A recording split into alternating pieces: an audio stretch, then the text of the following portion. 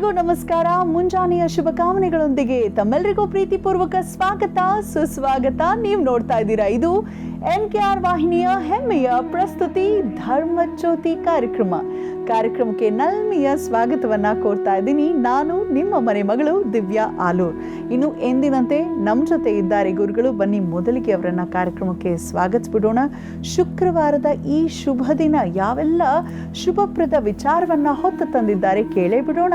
ಶ್ರೀಯುತರು ಹೆಸರಾಂತ ಜ್ಯೋತಿಷಿಗಳು, ವೇದಾಗಮ ಪಂಡಿತರು, ಆಧ್ಯಾತ್ಮಿಕ ಚಿಂತಕರು, ವಾಚಸ್ಪತಿ ಗುರುಗಳೇ, ನಮಸ್ಕಾರ. ಕಾರ್ಯಕ್ರಮಕ್ಕೆ ನಲ್ಮೆಯ ಸ್ವಾಗತ. ನಮಸ್ತೆ. ನಮಸ್ಕಾರ, ಧನ್ಯವಾದ. ಯಾವ ವಿಶೇಷವಾದ ಸನ್ನಿಧಾನಕ್ಕೆ ನಮ್ಮನ್ನ ಕರ್ಕೊಂಡು ಹೋಗ್ತಾ ಇದ್ದೀರಾ ಗುರುಗಳೇ? ಇದು ನಮ್ಮ ಕರ್ನಾಟಕ ಮತ್ತು ಮಹಾರಾಷ್ಟ್ರ ಬಾರ್ಡರ್ ಇರತಕ್ಕಂಥ ಒಂದು ಕ್ಷೇತ್ರ, ಗಡಿ ಭಾಗದಲ್ಲಿರ್ತಕ್ಕಂಥ ಒಂದು ಕ್ಷೇತ್ರಕ್ಕೆ ಹೋಗೋಣ. ದಾನಮ್ಮ ದೇವಿಯ ಪುಣ್ಯಕ್ಷೇತ್ರ. ಇದು ಅನೇಕರಿಗೆ ಗೊತ್ತಿರ್ತಕ್ಕಂಥದ್ದೇನೆ, ಹೊಸ್ತೇನಲ್ಲ. ಆದರೆ ಅಲ್ಲಿಯ ಕ್ಷೇತ್ರದ ಬಗ್ಗೆ ಕೆಲವು ವಿಚಾರಗಳನ್ನು ನಾವು ನೋಡಬೇಕು. ಈ ದಾನಮ್ಮ ದೇವಿ ಅಂತಂದ್ರೆ ಯಾರು? ದಾನಮ್ಮ ದೇವಿ ಅಂತಕ್ಕಂಥದ್ದು ಒಂದು ಭಕ್ತ ಭಗವಂತನಾಗ್ತಕ್ಕಂಥ ಕಥೆ. ಹೌದು. ಯಾಕೆ ಅಂತಂದರೆ ನಾವು ಅನೇಕ ಕಡೆಗಳಲ್ಲಿ ಕೇಳಿದ್ದೇವೆ. ವೇದದಲ್ಲುಂಟು, ಶಾಸ್ತ್ರದಲ್ಲುಂಟು, ಬೃಹದಾರಣ್ಯಕ ಉಪನಿಷತ್ನಲ್ಲಿ ಬರ್ತದೆ, ಅನೇಕ ಉಪನಿಷತ್ತುಗಳಲ್ಲಿ ಬರ್ತದೆ, ಮುಂಡಕ ಮಾಂಡುಕ್ಯದಲ್ಲೆಲ್ಲ ಬರ್ತದೆ. ಸೋಹಮಸ್ಮಿ ಬ್ರಹ್ಮಾಹಮಸ್ಮಿ ಅಂದರೆ ಯಾರು ಭಕ್ತರಾಗಿರತಕ್ಕಂಥವನು ಭಗವಂತನ ತನ್ನ ಒಳಗೆ ಆತ್ಮನಿವೇದನ, ಮೊನ್ನೆ ಭಕ್ತಿಯ ವಿಷಯ 9 ಥರದ ಭಕ್ತಿಯ ವಿಷಯ ಹೇಳುವಾಗ ನಾನು ಹೇಳಿದ್ದೆ, ಯಾರು ತನ್ನೊಳಗೆಯೇ ಭಗವಂತನ ಆವಾಸವನ್ನು ಗುರುತಿಸ್ತಾನೋ ಆತ್ಮನಿ ವೇದನ, ತಿಳಿಯತಕ್ಕಂಥದ್ದು ನನ್ನೊಳಗೇ ಭಗವಂತ ಇದ್ದಾನೆ, ಭಗವಂತ ನಾನು ಅಭೇದ, ಭೇದವಿಲ್ಲದವರು ಅನ್ನುವಂಥ ಚಿಂತನೆಯಲ್ಲಿ ಯಾವ ಭಕ್ತ ಇರ್ತಾನೆ. ಒಂದು ಮಹಾಭಾರತದಲ್ಲಿ ಕೃಷ್ಣ ಹೇಳ್ತಕ್ಕಂಥ ಒಂದು ಮಾತು ಕೂಡ ಹೌದು. ಯಾರು ನನ್ನನ್ನು ತನ್ನವನು ಅಂತ ತಿಳ್ಕೊಂಡ್ಬಿಡ್ತಾನೋ, ಈ ಒಬ್ಬ ವ್ಯಕ್ತಿ, ಒಬ್ಬ ಭಕ್ತ, ಇವನು ನನ್ನ ವಶ, ಇವನು ಕೃಷ್ಣ, ಇವನು ನನ್ನ ವಶ, ಇವನು ಅಂತ ಅಂದ್ಕೊಂಡ್ಬಿಟ್ರೆ ಸಾಕು, ನನ್ನನ್ನು ನಾನು ಅವನ ವಶಕ್ಕೆ ಕೊಟ್ಬಿಡ್ತೇನೆ ಅಂತ. ಜೋ ಮುझे अपना वश समझ लेता है मैं खुद को उसके वश में दे देता हूँ ಅಂತಾನೆ. ಸಂಸ್ಕೃತದಲ್ಲಿ ಅದರ ಶ್ಲೋಕ ಇದೆ, ಬೇಡ ಕನ್ನಡದಲ್ಲಿ ಬೇಗ ಅರ್ಥ ಆಗುತ್ತೆ ನಮ್ಮ ಜನರಿಗೆ, ಹಾಗಾಗಿ ಹೇಳಿದೆ.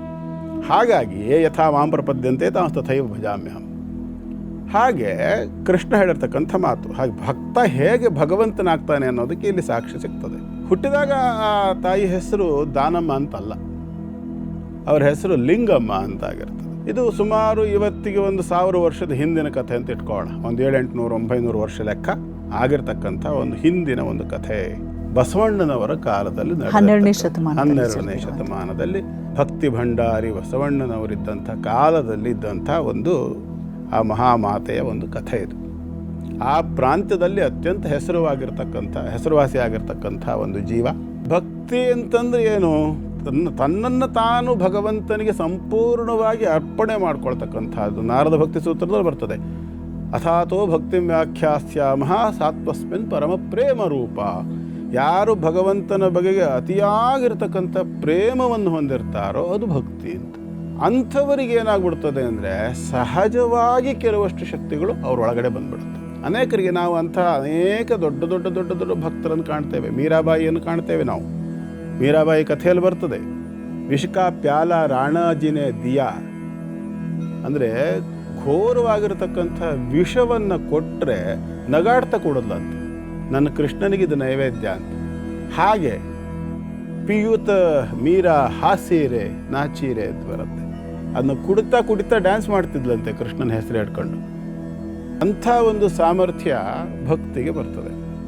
ಹಾಗೆ ಇದ್ದಂತಹ ಮಹಾನ್ ಹೆಣ್ಮಗಳು ಅನೇಕ ರೀತಿಯಾಗಿರ್ತಕ್ಕಂತಹ ದಾನದತ್ತಿಗಳನ್ನು ಬರ್ತಕ್ಕಂಥ ಭಕ್ತರಿಗೆ, ದೀನರಿಗೆ, ಕಷ್ಟದಲ್ಲಿರ್ತಕ್ಕಂಥವರಿಗೆ, ಜಿಜ್ಞಾಸುಗಳಿಗೆ ಬರ್ತಕ್ಕಂಥ ಅನೇಕ ರೀತಿಯಾಗಿರ್ತಕ್ಕಂಥದ್ದು, ಊಟ ವಸತಿ ಇರಬಹುದು, ವಿದ್ಯಾಭ್ಯಾಸಕ್ಕೆ ಸಂಬಂಧಪಟ್ಟಿರ್ತಕ್ಕಂಥ ಧನ ಸಹಾಯ ಇರಬಹುದು, ಸಂಪಾದನೆ ಏನಿದೆ ಅವೆಲ್ಲವನ್ನು ಪರರಿಗೋಸ್ಕರವಾಗಿ, ಅಂದರೆ ಏನು ಸಹಾಯ ಮಾಡ್ತಕ್ಕಂಥದ್ದು ಅಂತ ಹೇಳ್ತಾರಲ್ಲ, ಈ ರೀತಿಯಾಗಿ ಮಾಡಿ ಬಸವಣ್ಣನವರು ಆ ತಾಯಿಯನ್ನು ನೋಡಿ ಅವರು ಇಟ್ಟ ಹೆಸರು ದಾನಮ್ಮ ಅಂತ. ಲಿಂಗಮ್ಮ ದಾನಮ್ಮಳಾದಳು ಹಾ.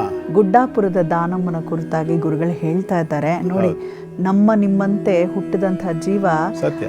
ಎಲ್ಲರೂ ಆರಾಧಿಸುವಂತಹ ದೇವತೆಯಂತೆ ನೆಲೆ ಅದು ನಿಂತಿರುವಂತದ್ದು. ಪಾರ್ವತಿಯ ಅಂಶಾವತಾರ ಅಂತ ಹೇಳ್ತಾರೆ. ನಮ್ಮಲ್ಲಿ ನಾವೇನು ಅಂದ್ಕೊಂಡಿದ್ದೇವೆ, ದೇವರು ಅಂತ ಅಂದ್ಕೊಳ್ಳೆ ಮೇಲಿಂದ ಇಳ್ಕೊಂಬರ್ತಾನೆ. ಎಲ್ಲಿಂದ ಇಳ್ಕೊಂಬರೋದಿಲ್ಲ, ಅವನ ಅಂಶ ಅಂತಕ್ಕಂಥದ್ದು ನಮ್ಮ ಒಳಗೆ ಇರ್ತದೆ.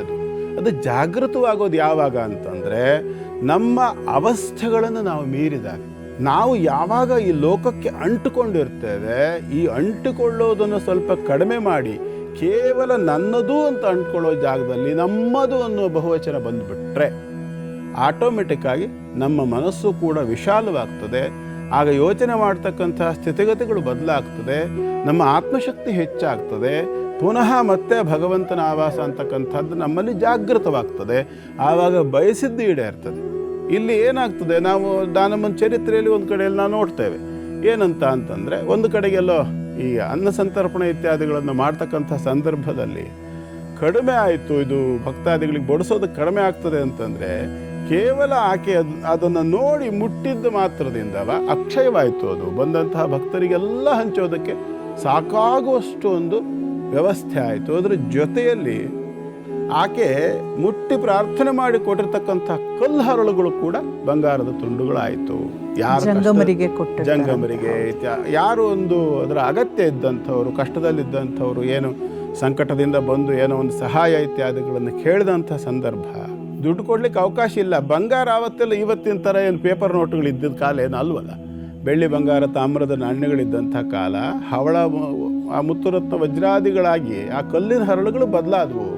ಅದರಿಂದಾಗಿ ಎಷ್ಟೋ ಜನರ ಬಡತನ ಅಂತಕ್ಕಂಥದ್ದು ನಿರ್ಮೂಲನೆ ಆಯಿತು. ಅನೇಕರಿಗೆ ಅದರಿಂದ ಉಪಯೋಗವಾಯಿತು ಅನ್ನೋ ಕಾಲಕ್ಕೆ ಆ ಒಂದು ಕಾರಣಕ್ಕೋಸ್ಕರವಾಗಿ ಆ ತಾಯಿಯನ್ನು ಪಾರ್ವತಿ ಅಂಶಾವತಾರ ಅಂಥೇಳಿ ಇವತ್ತು ಕೂಡ ವಿಶೇಷವಾಗಿ ಅದನ್ನು ಆರಾಧನೆ ಮಾಡ್ತಕ್ಕಂಥ, ಆ ತಾಯಿಯನ್ನು ಆರಾಧನೆ ಮಾಡ್ತಕ್ಕಂಥ ಸಹಸ್ರಾರು ಭಕ್ತರು ಕೂಡ ಇವತ್ತು ಹೋಗಿ ದರ್ಶನ ಮಾಡ್ತಾರೆ. ಆ ದಾನಮ್ಮ ತಾಯಿಯ ದರ್ಶನವನ್ನು ಮಾಡಿ ಅನುಗ್ರಹಾದಿಗಳನ್ನು ಪಡ್ಕೊಂಡು ಬರಲಿ ನಮ್ಮ ಜನ. ಇವತ್ತು ಇಂಟರ್ನೆಟ್ ಕಾಲ, ನೇರವಾಗಿ ಹೋಗಿ ಅಷ್ಟು ದೂರ ಹೋಗಬೇಕಲ್ಲ ಗುರುಗಳೇ. ನಾವಿಲ್ಲೆಲ್ಲೋ ಮಂಡ್ಯದಲ್ಲೋ ಮೈಸೂರಲ್ಲೋ ಇರ್ತಕ್ಕಂಥವ್ರು, ನೀವು ಹೇಳ್ತಿರೋ ದಾನಮ್ಮ ಬೆಳಗಾಂ ಹತ್ರ ಎಲ್ಲೋ ಬರುತ್ತೆ ಅಂತೀರಿ. ಹೇಗೆ ಹೋಗಿ ದರ್ಶನ ಮಾಡೋದು ಅಂತಂದರೆ ಅದು ವಿಶ್ವವ್ಯಾಪ್ತವಾಗಿರತಕ್ಕಂಥ ಶಕ್ತಿ. ಅದು ಪರಮಾತ್ಮ ಶಕ್ತಿ ಅಥವಾ ದೈವಶಕ್ತಿ ಅಂತಕ್ಕಂಥದ್ದು ಅದು ಬೆಳಗಾಂನಲ್ಲಿರೋದಲ್ಲ. ಅದು ಬೇಕಾದರೆ ನಿಮ್ಮದು ಇದರಲ್ಲಿದೆಯಲ್ಲ ವೈಷ್ಣೋದೇವಿ, ಜಮ್ಮು ಕಾಶ್ಮೀರದಲ್ಲಿ ಇರ್ತಕ್ಕಂಥ ವೈಷ್ಣೋದೇವಿ ಆಗಲಿ, ನೀವು ಮಂಡ್ಯದಲ್ಲಿ ಕೂತ್ಕೊಳ್ಬೇಕಾದ್ರೆ ಮಂಡ್ಯದಲ್ಲಿ ಕೂತು ಕಣ್ಣು ಮುಚ್ಚಿದ್ರಿ ಅಂತಂದರೆ ಎಲ್ಲೇ ಇದ್ದರೂ ಕೂಡ ನಿಮ್ಮ ಮುಂದೆ ಅವಳ ಸಾಕ್ಷಾತ್ಕಾರ ಆಗಲಿಕ್ಕೆ ಅವಕಾಶ ಉಂಟು. ಕಾರಣ ಏನು ಅಂದರೆ ಭಗವಾನ್ ಕೋಯಿ ಕೆಹತೆ ಹೇ ಭಗವಾನ್ ಆತೆ ನಹಿ. ಹಿಂದಿಲೊಂದು ಮಾತಿದೆ, ಕೋಯಿ ಕೆಹತೆ ಹೇ ಭಗವಾನ್ ಆತೆ ನಹಿ ಲೇಕಿನ್ ಹಮ್ ದ್ರೌಪದಿ ಕೆ ತರಹ ಬುಲಾತೆ ನಹಿ. ನಾವು ಕರೆಯೋದಿಲ್ಲ, ಸರಿಯಾಗಿ ಬರೋದಿಲ್ಲ ಅಷ್ಟೆ. ಬಹುಶಃ ನನ್ನ ಸುಕೃತ ಅಂತ ಭಾವಿಸ್ತೇನೆ ಗುರುಗಳೇ. ಕಳೆದ ವರ್ಷ ಗಡಿನಾಡ ಕನ್ನಡಿಗರ ಸಮಾವೇಶ ಗುಡ್ಡಾಪುರದಲ್ಲೇ ಜರುಗಿತ್ತು. ಗುಡ್ಡಾಪುರದಲ್ಲೇ ಇರುವಂಥದ್ದು ದಾನಮ್ಮನ ಒಂದು ಸನ್ನಿಧಾನ. ಕರ್ನಾಟಕ ಮಹಾರಾಷ್ಟ್ರದ ಗಡಿ ಭಾಗದಲ್ಲಿರುವಂಥದ್ದು. ವಿಶೇಷ ಇಲ್ಲಿ ಅದು ಮತ್ತೊಂದು ನಾವು ಉಲ್ಲೇಖಿಸಲೇಬೇಕು. ಏನಪ್ಪ ಅಂದರೆ ಈ ತಾಯಿಗೆ 3 ರೀತಿಯಲ್ಲಿ ಅಲಂಕಾರವನ್ನು ಮಾಡಲಾಗತ್ತೆ. ತ್ರಿಕಾಲ ಪೂಜೆ, ಅದರಲ್ಲೂ ಬೆಳಗ್ಗೆ ಬಾಲ್ಯಾವಸ್ಥೆ, ಮಧ್ಯಾಹ್ನ ಯೌವನಾವಸ್ಥೆ, ರಾತ್ರಿ ವೃದ್ಧಾವಸ್ಥೆಯಲ್ಲಿ ಬಹಳ ಅದ್ಭುತವಾಗಿ ಅಲಂಕಾರವನ್ನು ಮಾಡಿಸ್ಕೋತಾಳೆ ದೇವಿ. ಈಗಲೂ ಬಹಳ ಜಾಗೃತ. ಮಹಾರಾಷ್ಟ್ರಕ್ಕಿಂತ ಹೆಚ್ಚಾಗಿ ಕನ್ನಡಿಗರೇ ಅಲ್ಲಿ ಹೋಗುವಂಥದ್ದು. ಅಲ್ಲಿ ದೊಡ್ಡ ದೊಡ್ಡದಾಗಿ ಬೋರ್ಡು ಕನ್ನಡದಲ್ಲೇ ಇದೆ, ಕನ್ನಡಿಗರೇ ಹೆಚ್ಚು ಹೋಗುವಂಥದ್ದು. ಆಗ ನಮ್ಮದು ಏನು ರಾಜ್ಯ ವಿಂಗಡಣೆ ಆಯಿತು, ಆಗ ಮುಂಚೆ ಕರ್ನಾಟಕದ ಒಳಗೆ ಇದ್ದಂಥ ಭಾಗ ಈಗ ಮಹಾರಾಷ್ಟ್ರಕ್ಕೆ ಹೋಗಿರೋವಂಥದ್ದು. ಯಾವ ವಿಶೇಷವಾದ ಸನ್ನಿಧಾನಕ್ಕೆ ಕರ್ಕೊಂಡು ಹೋಗ್ತಿದ್ದೀರಾ? ನಮ್ಮಲ್ಲಿ ಅನೇಕರಿಗೆ ಒಂದು ಬಹಳ ಅಪೇಕ್ಷೆ ಇರ್ತದೆ. ಏನು ಅಂತಂದರೆ ನನ್ನದು ಅಂತ ಒಂದು ನೆರಳು ಬೇಕು, ಮನೆ ಬೇಕು. ನಮ್ಮಲ್ಲಿ ಕನ್ನಡದಲ್ಲಿ ಒಂದು ಗಾದೆ ಇದೆ, ತಿರುದುಂಡ್ರು ನೆರಳಬೇಕು ಅಂತ. ತಿರುದುಂಡ್ರು ನೆರಳಬೇಕು ಅಂದರೆ ಭಿಕ್ಷೆ ಬೇಡಿಕೊಂಡು ಬಂದರೂ ಕೂಡ ಕೂತ್ಕೊಂಡು ಊಟ ಮಾಡಲಿಕ್ಕೆ ಒಂದು ನೆರಳು ಬೇಕು ಅನ್ನೋ ಅರ್ಥದಲ್ಲಿ ನಮ್ಮ ಹಿಂದಿನವ್ರು ಮಾಡಿರೋ ಗಾದೆ ಅದು. ಅದರ ಅರ್ಥ ಏನು ಅಂತಂದರೆ ನಮಗೆ ಭೂಮಿ ಪ್ರಾಪ್ತಿ ಆಗಬೇಕು. ಆ ಭೂಮಿಯಲ್ಲಿ ಒಂದು ಗೃಹ, ಮನೆಯನ್ನು ನಾವು ನಿರ್ಮಾಣ ಮಾಡಿಕೊಳ್ಬೇಕು. ಪುಟ್ಟದಾಗಿದ್ದರೂ ಪರವಾಗಿಲ್ಲ, ಆ ಪುಟ್ಟ ಮನೆ ಆದರೂ ಅದನ್ನು ಹಾಡುಗಳೆಲ್ಲ ಇದಾವಲ್ಲ ಸಿನಿಮಾದಲ್ಲೆಲ್ಲ ಅಲ್ವಾ. ಹಾಗೆ ಮನುಷ್ಯನಿಗೆ ಒಂದು ಅಪೇಕ್ಷೆ, ಅದು ನನ್ನದಾಗಿರ್ತಕ್ಕಂಥ ಒಂದು ಭೂಮಿ ಬೇಕು. ಆ ಭೂಮಿಯಲ್ಲಿ ನಾನು ಮನೆ ಕಟ್ಟಬೇಕು, ಆ ಮನೆಯಲ್ಲಿ ನಾವು ನೆಮ್ಮದಿಯಿಂದ ವಾಸ ಮಾಡಬೇಕು, ಹೀಗೆಲ್ಲ ಅಪೇಕ್ಷೆ. ಯಾವುದೋ ಒಂದು ಕಾರಣದಲ್ಲಿ ಆ ಭೂಮಿಗೆ ಅಂಥೇಳಿ ಸ್ವಲ್ಪ ಹಣ ಕೊಟ್ಟಿರ್ತಾರೆ, ಆ ಭೂಮಿ ಸಿಕ್ಕಿರ್ತದೆ ಕೂಡ, ಆದರೆ ಮನೆ ಕಟ್ಟಲಿಕ್ಕೇ ಮುಹೂರ್ತ ಬರೋದಿಲ್ಲ. 18 ದಿವಸಗಳು ವರ್ಷದಲ್ಲಿ ಮುಹೂರ್ತಗಳನ್ನು ತಗೊಳ್ಳೋದು, ಅಲ್ಲಿ ಭೂಮಿ ಪೂಜೆ ಇತ್ಯಾದಿಗಳನ್ನು ಮಾಡೋದು, ಕಟ್ಸೋಕೆ ಆರಂಭ ಮಾಡೋಕ್ಕೆ ಆಗೋದಿಲ್ಲ. ಅದಿಲ್ಲ, ಕಟ್ಸೋಕೆ ಆರಂಭ ಮಾಡಿದ್ದಾರೆ, ಫೌಂಡೇಶನ್ ಕೂಡ ಹಾಕಿ ಆಗಿದೆ, ಎಲ್ಲ ಎದ್ದಿದೆ, ಪಿಲ್ಲರ್ಗಳು ಕೂಡ ಎದ್ದು ನಿಂತಿದ್ದಾವೆ, ಮನೆ ಮುಂದುವರಿತಾ ಇಲ್ಲ ಮನೇನೂ ಕಟ್ಸಿ ಆಗೋಗಿದೆ ಸ್ವಾಮಿ, ಇನ್ನೊಂದು ಚೂರು ಫಿನಿಷಿಂಗ್ ಬಾಕಿ ಇದೆ, ಇಂಜಿನಿಯರಿಂಗ್ ಕೈ ಕೊಟ್ಬಿಡ್ತು ಅಥವಾ ಯಾರೋ ಕೈ ಕೊಟ್ಬಿಟ್ರು, ಹೀಗೆ ಯಾವುದೋ ಒಂದು ರೀತಿಯಲ್ಲಿ ಮನೆ ಅರ್ಧಕ್ಕೆ ನಿಲ್ತು. ಅದೂ ಇಲ್ಲ, ಮನೆ ಒಳಗೆ ಹೋಗಿ ವಾಸನೂ ಮಾಡ್ತಾಯಿದ್ದೀವಿ ಸ್ವಾಮಿ, ಮನೇಲಿ ನೆಮ್ಮದಿ ಇಲ್ಲ, ನಾವು ಮನೆ ಒಟ್ಟು ಮಾರಾಟ ಮಾಡೋದೇ ಏನೋ ಗೊತ್ತಿಲ್ಲ, ನಮಗೆ ಆ ಮನೆ ಉಳಿಸ್ಕೊಳ್ಳೋಕ್ಕೆ ಅವಕಾಶ ಬರ್ತಿಲ್ಲ. ಇವೆಲ್ಲ ಸಮಸ್ಯೆಗಳು ಭೂಮಿಯ ನಿಮ್ಮ ಋಣವನ್ನು ಸೂಚಿಸ್ತಾ ಇದೆ ಅಂತ ಲೆಕ್ಕ. ಯಾವಾಗ ನಮಗೆ ಭೂಮಿಯ ಋಣ ಇಲ್ಲ ಅಥವಾ ಆ ಭೂಮಿಯಲ್ಲಿ ಬಾಳುವಂತಹ ಒಂದು ಯೋಗ ಇಲ್ಲ, ಅಂಥ ಸಂದರ್ಭದಲ್ಲಿ ಈ ಎಲ್ಲ ಸಮಸ್ಯೆಗಳು ಸಹ ಕಾಣಿಸ್ತಕ್ಕಂಥ ಸಾಧ್ಯತೆ ಇರುತ್ತೆ. ಹಾಗಾಗಿ ನಾವೇನು ಮಾಡಬೇಕು, ಭೂಮಿ ಋಣವನ್ನು ನಾವು ಮೊದಲು ಹೊಂದಬೇಕು, ಅಥವಾ ಆ ಭೂಮಿಗೆ ಸಂಬಂಧಪಟ್ಟಿರ್ತಕ್ಕಂಥ ಒಂದು ಅನುಗ್ರಹವನ್ನು ಯಾವುದಾದರೂ ಒಂದು ಆ ಸಂಬಂಧಪಟ್ಟು ನಮಗೆ ಬೇಕಾಗಿರತಕ್ಕಂಥ ದೇವತಾ ಬಲವನ್ನು ಕೊಡುವ ಜಾಗದಿಂದ ಒಂದು ಅನುಗ್ರಹವನ್ನು ನಾವು ಪಡ್ಕೊಂಡು ಬರಬೇಕಾಗತ್ತೆ. ಅಂತಹ ಒಂದು ಕ್ಷೇತ್ರಕ್ಕೆ ಇವತ್ತು ಕರ್ಕೊಂಡು ಹೋಗೋಣ. ಅದು ಯಾರೆಲ್ಲರಿಗೆ ಭೂಮಿ ಖರೀದಿಸಬೇಕು ಅಥವಾ ಖರೀದಿಸಿರೋಂಥ ಭೂಮಿ ಮೇಲೆ ಮನೆ ಕಟ್ಟಬೇಕು, ಜೊತೆಗೆ ಕೋರ್ಟು ಕೇಸು ಅಂತ ಅಲಿತಿರೋರ್ಗೂ ಬಹುಶಃ ಇದು ರಾಮಬಾಣ ಈ ಕ್ಷೇತ್ರ ಅಂತ ಖಂಡಿತವಾಗಲೂ ಹೌದು. ಗಳಿಕೆ, ಉಳಿಕೆ ಮತ್ತು ಬಾಳಿಕೆ ಮೂರೂ ಸಹ ಬೇಕಲ್ವಾ. ಹಾಗಾಗಿ ಇದಕ್ಕೆ ಬೇಕಾಗಿರತಕ್ಕಂಥ ಒಂದು ಕ್ಷೇತ್ರಕ್ಕೆ ಕರ್ಕೊಂಡು ಹೋಗೋಣ ಇವತ್ತು. ಇದು ನಮ್ಮ ಕರ್ನಾಟಕದಲ್ಲೇ ಇದೆ, ದಕ್ಷಿಣ ಕರ್ನಾಟಕದಲ್ಲೇ ಇದೆ, ಮೈಸೂರು ಪ್ರಾಂತ್ಯದಲ್ಲಿದೆ. ಅನೇಕರಿಗೆ ಅಲ್ಲಿ ಹೋಗಿ ಬಂದು ಕೂಡ ಗೊತ್ತಿರಬಹುದು, ಕ್ಷೇತ್ರದ ಮಹಾತ್ಮೆ ಕೂಡ ಕೆಲವರಿಗೆ ಗೊತ್ತಿರಬಹುದು. ಆದರೆ ನಮ್ಮ ಅನೇಕ ವೀಕ್ಷಕರು ಏನು ನೋಡೋರಿದ್ದಾರೆ, ಅವರಿಗೆಲ್ಲರಿಗೂ ಗೊತ್ತಿರಬೇಕು ಅಂತೇನಿಲ್ವಲ್ಲ. ಹಾಗಾಗಿ ಈ ಕ್ಷೇತ್ರದ ಬಗ್ಗೆ ಹೇಳೋಣ.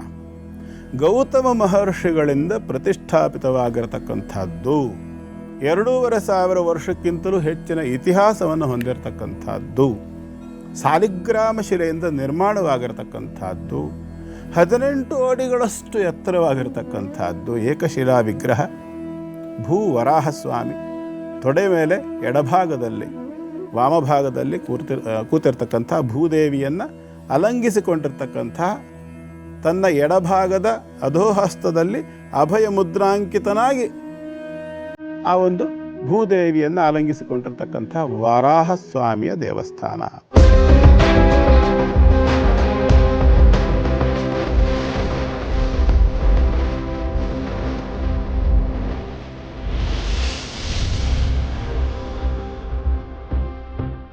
ಇದಿರ್ತಕ್ಕಂಥದ್ದು ನಮ್ಮ ಮಂಡ್ಯ ಜಿಲ್ಲೆಯಲ್ಲಿ ಸಕ್ಕರೆ ನಾಡಾಗಿರ್ತಕ್ಕಂಥ ಮಂಡ್ಯದಲ್ಲಿರ್ತಕ್ಕಂಥ ಒಂದು ಸಕ್ಕರೆಯ ಸುದ್ದಿ ಕೊಡೋಣ ನಮ್ಮ ಜನರಿಗೆ. ಸಿಹಿಯಾದ ಸುದ್ದಿ ಇದು. ಯಾಕೆಂತಂದರೆ ಅನೇಕರು ಈ ವ್ಯವಹಾರದಲ್ಲಿ ಕಹಿನೇ ಊಟ ಮಾಡ್ತಾ ಇರ್ತೀರಿ. ಇದನ್ನು ಸಿಹಿ ಕೊಡಲಿಕ್ಕೋಸ್ಕರವಾಗಿಯೇ ಭಗವಂತ ಸಿಹಿಯಾದ ನಾಡಿನಲ್ಲಿ ಕೂತ್ಬಿಟ್ಟಿದ್ದಾನೆ. ಇದು ನಮ್ಮ ಮಂಡ್ಯ ಜಿಲ್ಲೆ KR ಪೇಟೆ ತಾಲೂಕಿನಲ್ಲಿರ್ತಕ್ಕಂಥ ಕಲ್ಲಹಳ್ಳಿ ಗ್ರಾಮದ ಭೂವರಾಹಸ್ವಾಮಿ ದೇವಸ್ಥಾನದ ಸನ್ನಿಧಾನದ ಬಗ್ಗೆ ನಾನು ಮಾತಾಡ್ತಾ ಇದ್ದೇನೆ. ಇಲ್ಲಿಯ ಸ್ಥಳ ಪುರಾಣದ ಪ್ರಕಾರ ಗೌತಮ ಮಹರ್ಷಿಗಳು ಇದನ್ನು ಪ್ರತಿಷ್ಠಾಪನೆ ಮಾಡಿದರು. ಅವರು ಆರಾಧನೆ ಮಾಡಿ ಆ ಒಂದು ಶಿಲಾಬಿಂಬವನ್ನು ಅಲ್ಲಿ ಪ್ರತಿಷ್ಠೆ ಮಾಡಿದರು ಅಂತ ಬರ್ತದೆ. ಇದು ಬಹಳ ಅದ್ಭುತವಾಗಿರ್ತಕ್ಕಂಥ ಒಂದು ವಿಚಾರ ನಾವಿಲ್ಲಿ ಗಮನಿಸಬೇಕು. ಸಂಸ್ಕೃತದಲ್ಲಿ ಗೌತಮ ಅನ್ನುವಂತಹ ಪದಕ್ಕೆ ಎತ್ತು ಅಂತ ಅರ್ಥ. ವೃಷಭ, ನಾವೇನಿವತ್ತು ಎತ್ತು ಅಂತೇಳಿ ಹೇಳ್ತೀವಲ್ಲ, ಅದಕ್ಕೆ ವೃಷಭಕ್ಕೆ ಸಂಸ್ಕೃತದಲ್ಲಿ ಗೌತಮ ಅಂತ ಹೇಳ್ತಾರೆ. ಭೂಮಿಗೆ ನಾವು ಉಳುಮೆಯನ್ನು ಮಾಡಬೇಕು ಅಂದರೆ ಎತ್ತನ್ನೇ ಕಟ್ಟಿ ಉಳುಮೆಯನ್ನು ಮಾಡ್ತೇವೆ. ಹಾಗಾಗಿ ಭೂಪ್ರಾಪ್ತಿ, ಭೂಮಿಯನ್ನು ಉಳುಮೆ ಮಾಡ್ತಕ್ಕಂತಹ ಹೆಸರನ್ನು ಹೊಂದಿದಂತಹ ಮಹರ್ಷಿಗಳು ಅಲ್ಲಿ ಪ್ರತಿಷ್ಠೆಯನ್ನು ಮಾಡಿರ್ತಕ್ಕಂಥದ್ದು. ನಾವು ಹಲ ಅನ್ನೋ ಪದವನ್ನು ಬಳಸ್ತೇವೆ. ಹಲ ಅಂದರೆ ಏನು? ನೇಗಿಲು. ಎತ್ತಿಗೆ ಕಟ್ಟತಕ್ಕಂಥದ್ದು ಯಾವುದು? ಹಲ ಅಂದರೆ ನೇಗಿಲು. ಆ ನೇಗಿಲಿಂದ ಉಳುತಕ್ಕಂಥ ವ್ಯವಸ್ಥೆ ಇರೋದು ಗೌತಮ, ಎತ್ತು. ಅವನಿಂದ ಆಗಲಿಲ್ಲ ಅನ್ನುವಂಥಾದರೆ, ಆ ಭೂಮಿ ಉಳಲ್ಪಡಲಿಲ್ಲ ಅಂಥೇಳಾದರೆ, ನೇಗಿಲಿಂದ ಕೆಲಸವನ್ನು ಮಾಡಿದರೆ ಅದು ಹಲ್ಯ ಆಗ್ತದೆ. ಭೂಮಿಯನ್ನು ಹಲ್ಯ, ನೇಗಿಲು ಓಡಿರ್ತಕ್ಕಂಥ ಭೂಮಿಯನ್ನು ಹಲ್ಯ ಅಂತಾರೆ. ಭೂಮಿಯಲ್ಲಿ ನೇಗಿಲು ಓಡಲಿಲ್ಲ ಹೇಳಾದರೆ ಅದನ್ನು ಅಹಲ್ಯ ಅಂತಾರೆ ಅಲ್ವಾ. ಇದು ಎಲ್ಲಿಗೂ ಒಂದಕ್ಕೊಂದಕ್ಕೆ ರಿಲೇಟೆಡ್ ಅಂತ ನಾವು ಅರ್ಥ ಮಾಡ್ಕೋಬೇಕು, ಸುಮ್ಮನೆ ಬರೋದಿಲ್ಲ ಅದು. ಗೌತಮ ಮಹರ್ಷಿಗಳು ಮತ್ತು ಅಹಲ್ಯ ದಂಪತಿಗಳು ಆರಾಧನೆ ಮಾಡಿರ್ತಕ್ಕಂಥ ಒಂದು ಮಹತ್ತರವಾಗಿರ್ತಕ್ಕಂಥ ಭೂವರಾಹಸ್ವಾಮಿಯ ಕ್ಷೇತ್ರ ಇದು. ಅಂದರೆ ಯಾರಿಗೆ ಭೂಮಿಯಲ್ಲಿ ಯಾವುದೇ ರೀತಿಯ ತೊಂದರೆ ಇದ್ದರೂ ಕೂಡ ಸಂಪೂರ್ಣವಾಗಿರ್ತಕ್ಕಂಥ ಒಂದು ಆ ಭೂವರಾಹಸ್ವಾಮಿ ಅನುಗ್ರಹದಿಂದ ಅವೆಲ್ಲವೂ ಪ್ರಾಪ್ತಿಯಾಗತ್ತೆ. ಸುಖ, ಸಮಾಧಾನ, ಭೂಪ್ರಾಪ್ತಿ, ಐಶ್ವರ್ಯಾದಿಗಳೆಲ್ಲವೂ ಸಹ ಪ್ರಾಪ್ತಿಯಾಗಲಿಕ್ಕೆ ಈ ವರಾಹ ರೂಪದಲ್ಲಿರ್ತಕ್ಕಂಥ ಭಗವಂತನ ಅನುಗ್ರಹ ಮುಖ್ಯ. ಈ ಕ್ಷೇತ್ರಕ್ಕೆ ಸಂಬಂಧಪಟ್ಟು ಸುಮಾರು 2,500 ವರ್ಷಗಳ ಇತಿಹಾಸದ ಜೊತೆಯಲ್ಲಿ ಹೊಯ್ಸಳರ ರಾಜನಾಗಿರತಕ್ಕಂತಹ 3ನೆಯ ವೀರಬಲ್ಲಾಳ ಅಂತಕ್ಕಂತಹ ಒಬ್ಬ ರಾಜ ಅಲ್ಲಿ ಬೇಟೆಗಾಗಿ ಬಂದಾಗ ಬೇಟೆಗೆ ಬಂದಂತಹ ಬೇಟೆ ನಾಯಿಗಳು ಯಾವುದೋ ಒಂದು ಮೊಲವನ್ನು ಅಟ್ಟಿಸ್ಕೊಂಡು ಹೋಗಿ ಆ ನಂತರದಲ್ಲಿ ಆ ಮೊಲಗಳು ಒಂದು ನಿರ್ದಿಷ್ಟವಾದ ಜಾಗಕ್ಕೆ ಬಂದ ನಂತರದಲ್ಲಿ ತಿರುಗಿ ನಿಂತುಬಿಟ್ಟುವಂತೆ ಬೇಟೆ ನಾಯಿಗಳ ಮೇಲೆ ಅಟ್ಯಾಕ್ ಮಾಡಲಿಕ್ಕೆ. ಬೇಟೆ ನಾಯಿಗಳನ್ನು ಅಟ್ಯಾಕ್ ಮಾಡಲಿಕ್ಕೆ ಮೊಲಗಳು ನಿಲ್ಲೋದು. ಇದು ಸುಮ್ಮನೆ ಒಂದು ಸಾರಿ ಊಹೆ ಮಾಡೋಣ ಹೇಗಿರಬಹುದು ಆ ಪರಿಸ್ಥಿತಿ ಅಂತಂದರೆ. ಹೆದರಿ ಹಿಂದೆ ಸರಿದು ಬೇಟೆ ನಾಯಿಗಳು ಅಂತ ಹೇಳ್ತದೆ ಅಲ್ಲಿಯ ಇತಿಹಾಸ. ಆಗ ಅವನಿಗೆ ಆಶ್ಚರ್ಯ ಆಗಿ ಆ ಜಾಗವನ್ನು ಅಗಸಿ ನೋಡಿದಾಗ ಅಲ್ಲಿ ಸಿಕ್ಕಿರ್ತಕ್ಕಂಥ ಈ ಒಂದು ವಿಗ್ರಹವನ್ನು ಆತ ಆ ನಂತರದಲ್ಲಿ ಬಹಳ ಶಾಸ್ತ್ರೋಕ್ತವಾಗಿ ವಿದ್ಯುಕ್ತವಾಗಿ ಪ್ರತಿಷ್ಠಾಪನೆಯನ್ನು ಮಾಡಿ ಸರಿಯಾದ ರೀತಿಯಲ್ಲಿ ಅಲ್ಲಿ ಪೂಜೆ ಪುನಸ್ಕಾರಗಳಿಗೆ ಸಂಬಂಧಪಟ್ಟಿರ್ತಕ್ಕಂಥ ಎಲ್ಲ ವ್ಯವಸ್ಥೆಗಳನ್ನು ಮಾಡಿದ ಅನ್ನೋದು ಅಲ್ಲಿಯ ಇತಿಹಾಸವನ್ನು ಹೇಳುತ್ತೆ.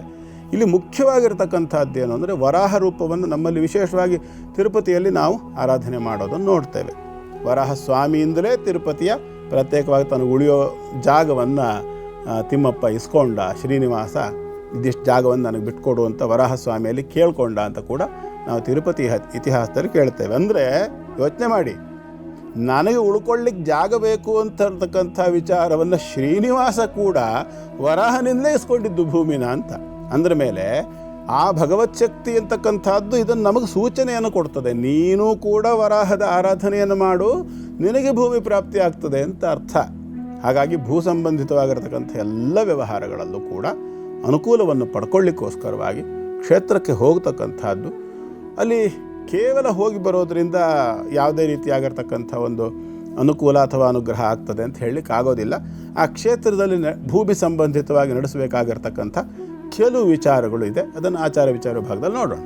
ಬಹುಶಃ ತಮಗೂ ಕೂಡ ಗೊತ್ತಿರುತ್ತೆ ಗುರುಗಳೇ, ತುಂಬ ಜನ ಅವರ ಮನದ ಅಭಿಪ್ರಾಯವನ್ನು ಸಾಮಾಜಿಕ ಜಾಲತಾಣದಲ್ಲಿ ಹಾಕಿದ್ದಾರೆ ಕೂಡ. ನನಗೊಬ್ಬರು ಹಾಗೆ ಅಚಾನಕ್ಕಾಗಿ ನಾವು ಆ ಭಾಗದಿಂದ ಹಾಗೆ ಮಂಡ್ಯ ಕಡೆಗೆ ಹೋಗ್ತಿದ್ವಿ, ಕೆಲವರು ಮಂಡ್ಯದಿಂದ ವಾಪಸ್ ಬರೋರು ಮಧ್ಯದಲ್ಲಿರುವಂಥ ಒಂದು ಹೋಟೆಲಿಗೆ ಬಂದಿದ್ರು.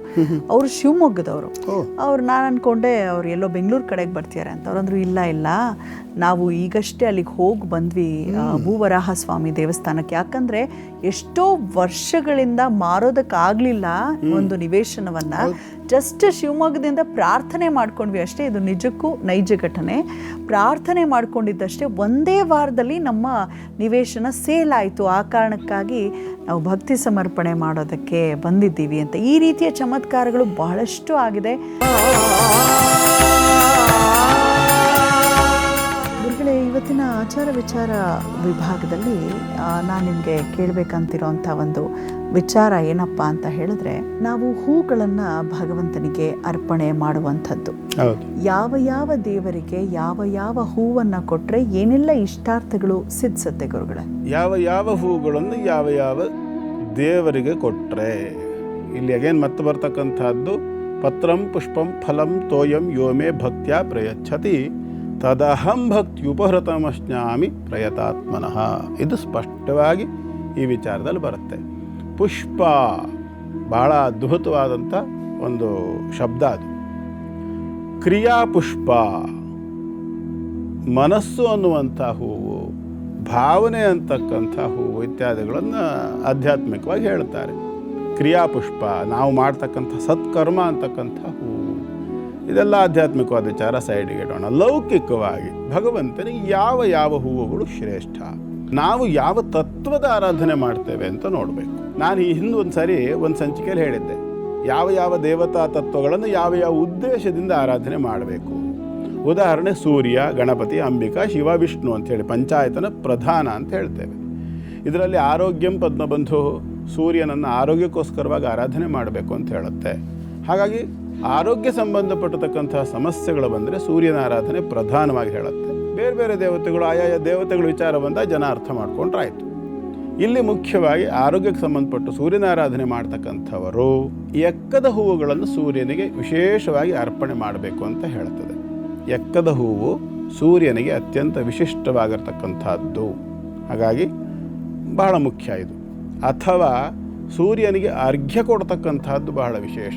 ಅದು ಸೂರ್ಯ ಪೂಜೆ ಮಾಡ್ತಕ್ಕಂಥವರು 2 ಅಂಜಲಿಗಳನ್ನು ಹೀಗೆ ಇಟ್ಕೊಂಡು ಹೆಬ್ಬೆರಳನ್ನು ತಾಗಿಸ್ಬಾರ್ದು. ಅದಕ್ಕೆ ಹೆಬ್ಬೆರಳು ತಾಗಿಸ್ತಕ್ಕಂಥದ್ದು ನಿಷಿದ್ಧ.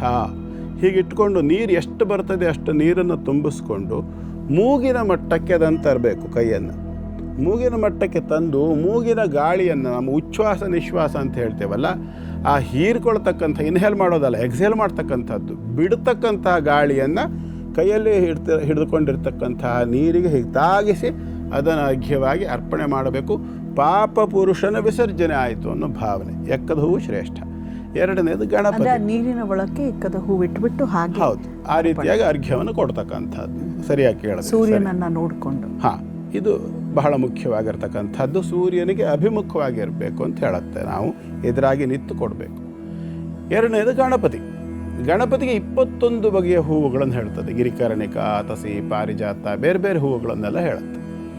ಆದರೆ ಗಣಪತಿಗೆ ಅತ್ಯಂತ ಪ್ರೀತಿ ಪಾತ್ರವಾಗಿರತಕ್ಕಂಥ ಹೂವುಗಳು 3 ಅಥವಾ 4 ಥರದ ಹೂವುಗಳು ವಿಶೇಷವಾಗಿ ಗಣಪತಿಗೆ ಇಷ್ಟವಾದ ಹೂವು.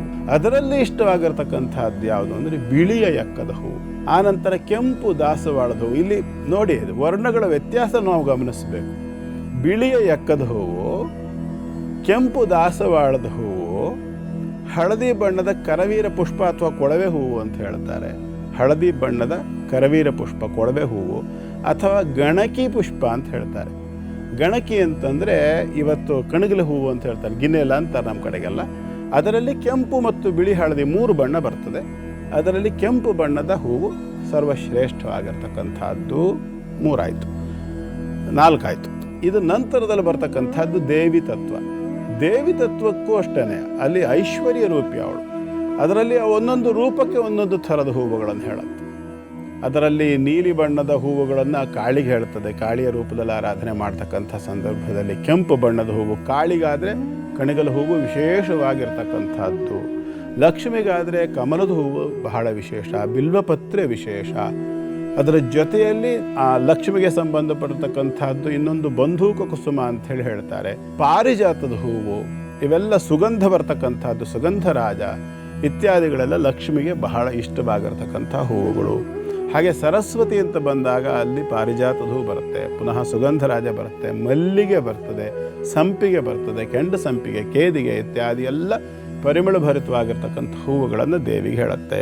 ಶಿವ ಅಂತ ಬಂದಾಗ ಇಲ್ಲಿ ಹೂವು ಎಲ್ಲ ಪುನಃ ಮತ್ತು ಅಲ್ಲಿಗೆ ಅವನು ವೈರಾಗ್ಯ ರೂಪಿ. ಅವನು ಶಿವನಿಗೆ ಅರ್ಪಣೆ ಮಾಡೋದಕ್ಕೆ ಯಾವುದು ಅಂದರೆ ಮುಖ್ಯವಾಗಿರ್ತಕ್ಕಂಥದ್ದು 3 ಹೂವುಗಳನ್ನು ಶಿವನಿಗೆ ಹೇಳುತ್ತೆ. ಬೇರೆ ಹೂವುಗಳನ್ನು ಶಿವನಿಗೆ ಹೇಳೋದೇ ಇಲ್ಲ. ಯಾವುದು 3 ಹೂವುಗಳು ಅಂತಂದರೆ ದ್ರೋಣ ಪುಷ್ಪ ಅಂತ ಹೇಳ್ತಾರೆ. ದ್ರೋಣ ಪುಷ್ಪ ಅಂತಂದರೆ ತುಂಬೆ ಹೂವು, ಬಿಳಿಯ ತುಂಬೆ ಹೂವು, ಚಿಕ್ಕದು, ಅದು ಕೀಳೋದೇ ದೊಡ್ಡ ಸಾಹಸ.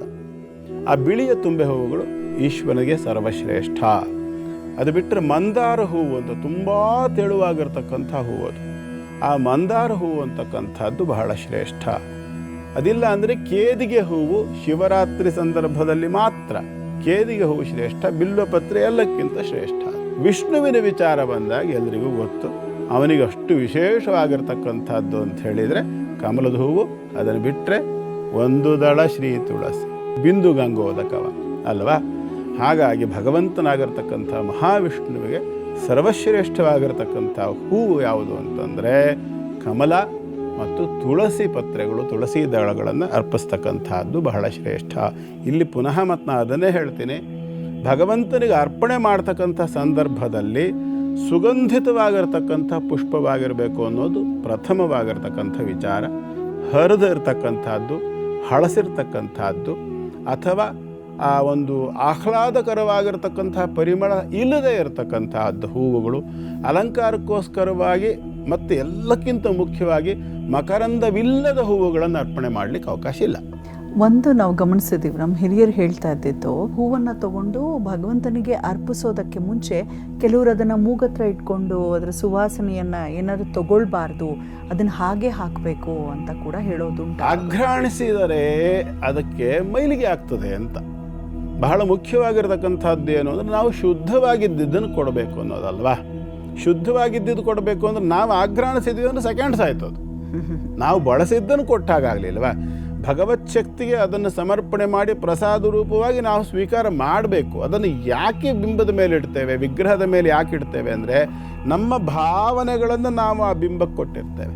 ಇನ್ನೊಂದು ನಾವು ವೈಜ್ಞಾನಿಕವಾಗಿ ಯೋಚನೆ ಮಾಡ್ತೀವಿ ಗುರುಗಳೇ, ನನಗನ್ಸಿದ್ದು ಹಾಗೆ ಸುವಾಸನೆಯನ್ನ ನೋಡುವಾಗ ಹೂವಿನ ಒಳಗೆ ಏನಾದ್ರೂ ಕೀಟವಿದ್ರೆ ಅದು ಮೂಗ್ ಹೋಗ್ಬಹುದು, ಮೂಲ ಉದ್ದೇಶ ಅದೇ ಆಗಿರುತ್ತೆ. ಪ್ರತಿಯೊಂದು ನಮ್ಮ ಆಧ್ಯಾತ್ಮಿಕವಾಗಿರ್ತಕ್ಕಂತಹ ಆಚರಣೆಯ ಹಿಂದೆ ವೈಜ್ಞಾನಿಕವಾದ ಕಾರಣ ಇದ್ದೇ ಇದೆ. ಮತ್ತು ನೋಡಿ, ನೀವು ಹೇಳಿದಂಥ ಕೆಲವು ಪತ್ರೆಗಳು, ಕೆಲವು ಹೂಗಳು, ಈಗ ತುಂಬೆ ಹೂವಾಗಿರ್ಬೋದು, ಆಯುರ್ವೇದದಲ್ಲಿ ಅತಿ ಹೆಚ್ಚು ಮೆಡಿಸಿನ್ಸ್ಗೆ ಬಳಸಲಾಗತ್ತೆ.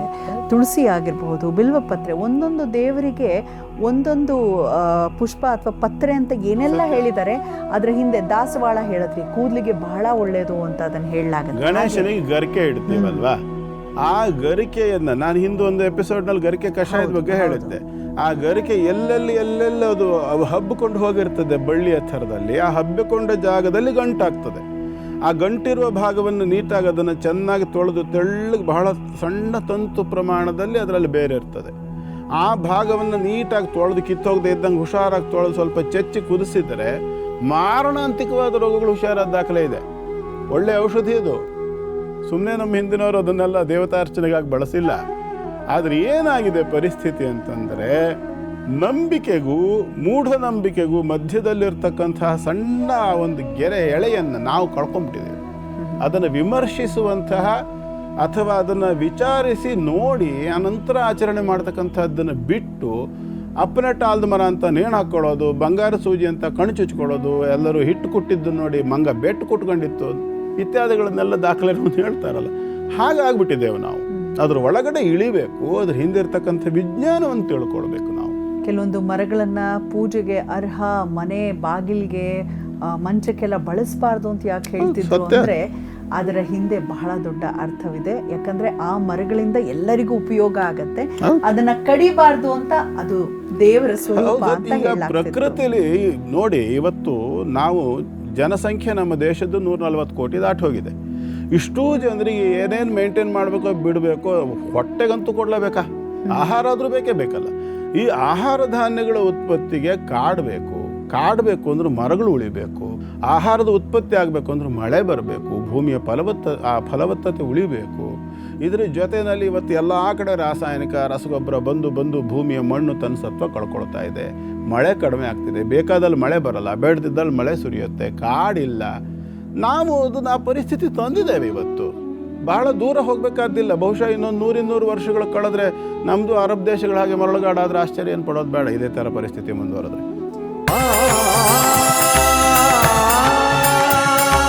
ದಾನಮ್ಮ ದೇವಿಯ ದರ್ಶನ ಮಾಡೋದ್ರಿಂದ ಪರಿಹಾರವಾಗುವಂಥ ದೋಷ ಯಾವುದು? ಪ್ರಾರಂಭದಲ್ಲಿ ಆಕೆಯನ್ನು ಬಾಲ್ಯಾವಸ್ಥೆಯಲ್ಲಿ ಪೂಜಿಸಲಾಗತ್ತೆ. ಬೆಳಗಿನ ಹೊತ್ತು ಪ್ರಾತಃ ಕಾಲದಲ್ಲಿ ಬಾಲ್ಯಾವಸ್ಥೆಯ ದಾನಮ್ಮನಿಗೆ ಪೂಜೆ, ಮಧ್ಯಾಹ್ನದಲ್ಲಿ ತಾರುಣ್ಯಾವಸ್ಥೆಯ ದಾನಮ್ಮನ ಪೂಜೆ, ವೃದ್ಧಾಪ್ಯದಲ್ಲಿ ವೃದ್ಧಾವಸ್ಥೆಯ ದಾನಮ್ಮನ ಪೂಜೆ. ಈ ಅವಸ್ಥೆಗಳನ್ನು ಯೋಚನೆ ಮಾಡಬೇಕು. ದೇವತಾ ಶಕ್ತಿಗಳಿಗೆ ಅವಸ್ಥೆ ಇಲ್ಲ, ಅವಸ್ಥಾತ್ರಯ ಅತೀತರವರು.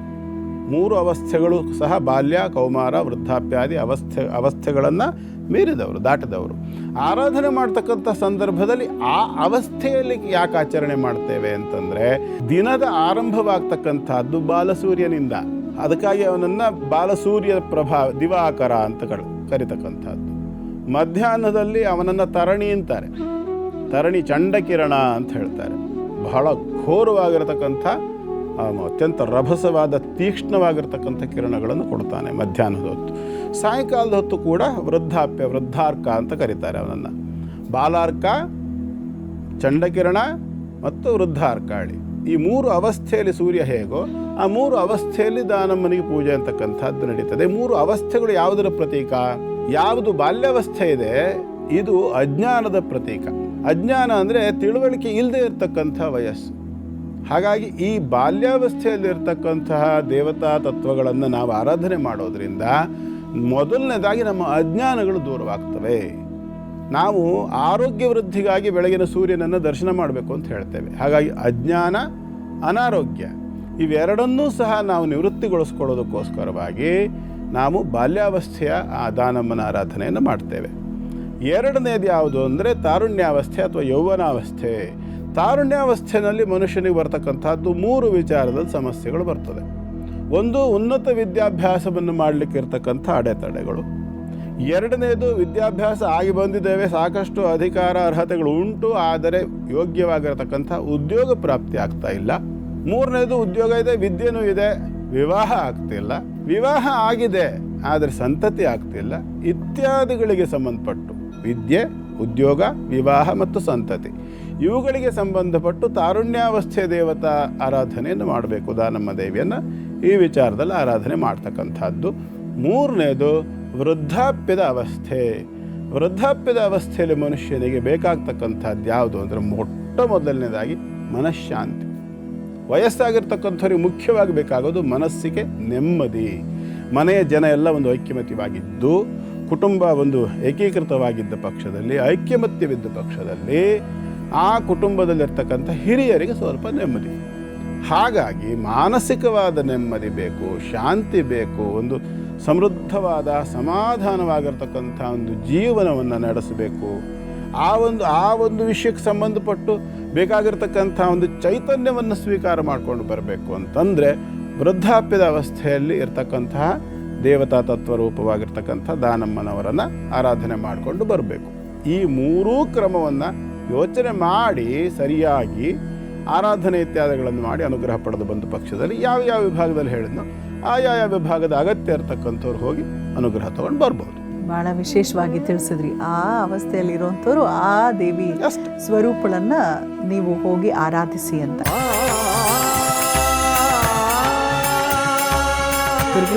ದೋಷ ಪರಿಹಾರ ವಿಭಾಗದಲ್ಲಿ ಇವತ್ತು ಭೂವರಹ ಸ್ವಾಮಿ ದೇವಸ್ಥಾನದ ಕುರಿತಾಗಿ ನೀವೇನು ಹೇಳ್ತಾ ಇದ್ರಿ, ನಾ ಕೇಳ್ಪಟ್ಟಿದ್ದೀನಿ. ಆ ಒಂದು ದೇವಸ್ಥಾನದಲ್ಲಿ ವರಾಹ ಜಯಂತಿಯನ್ನು ಬಹಳ ವಿಜೃಂಭಣೆಯಿಂದ ಮಾಡಲಾಗುತ್ತೆ. ಏಪ್ರಿಲ್ ಮೇ ತಿಂಗಳಲ್ಲಿ ಬರುವಂಥದ್ದು ಅಂತ. ಭೂಮಿಗೆ ಸಂಬಂಧಪಟ್ಟಂತಹ ವ್ಯಾಜ್ಯ ಇರಬಹುದು ಅಥವಾ ಖರೀದಿ ಮಾಡೋದು ಅಥವಾ ಮಾರೋದು ಏನೇ ಸಮಸ್ಯೆ ಇದ್ರೂ ಹೋಗುತ್ತೆ ಅಲ್ಲಿಗೆ ಹೋಗಿ ಬಂದ್ರೆ ಅಂತ. ಅಥವಾ ಅಲ್ಲೇನಾದ್ರೂ ವಿಶೇಷವಾದ ಪದ್ಧತಿ ಏನಾದರೂ ಇದೆಯಾ ಗುರುಗಳೇ ಈ ದೋಷ ಪರಿಹಾರಕ್ಕೆ? ಮುಖ್ಯವಾಗಿರ್ತಕ್ಕಂಥದ್ದೇನು, ನಮ್ಗೆ ಯಾವ ಭೂಮಿ ಸಮಸ್ಯೆಯನ್ನು ಕೊಡ್ತಿದೆ ಅನ್ನೋದನ್ನ ನೋಡ್ಕೋಬೇಕು. ಅದು ಯಾವ ಥರದ ಸಮಸ್ಯೆ ಇರಬಹುದು.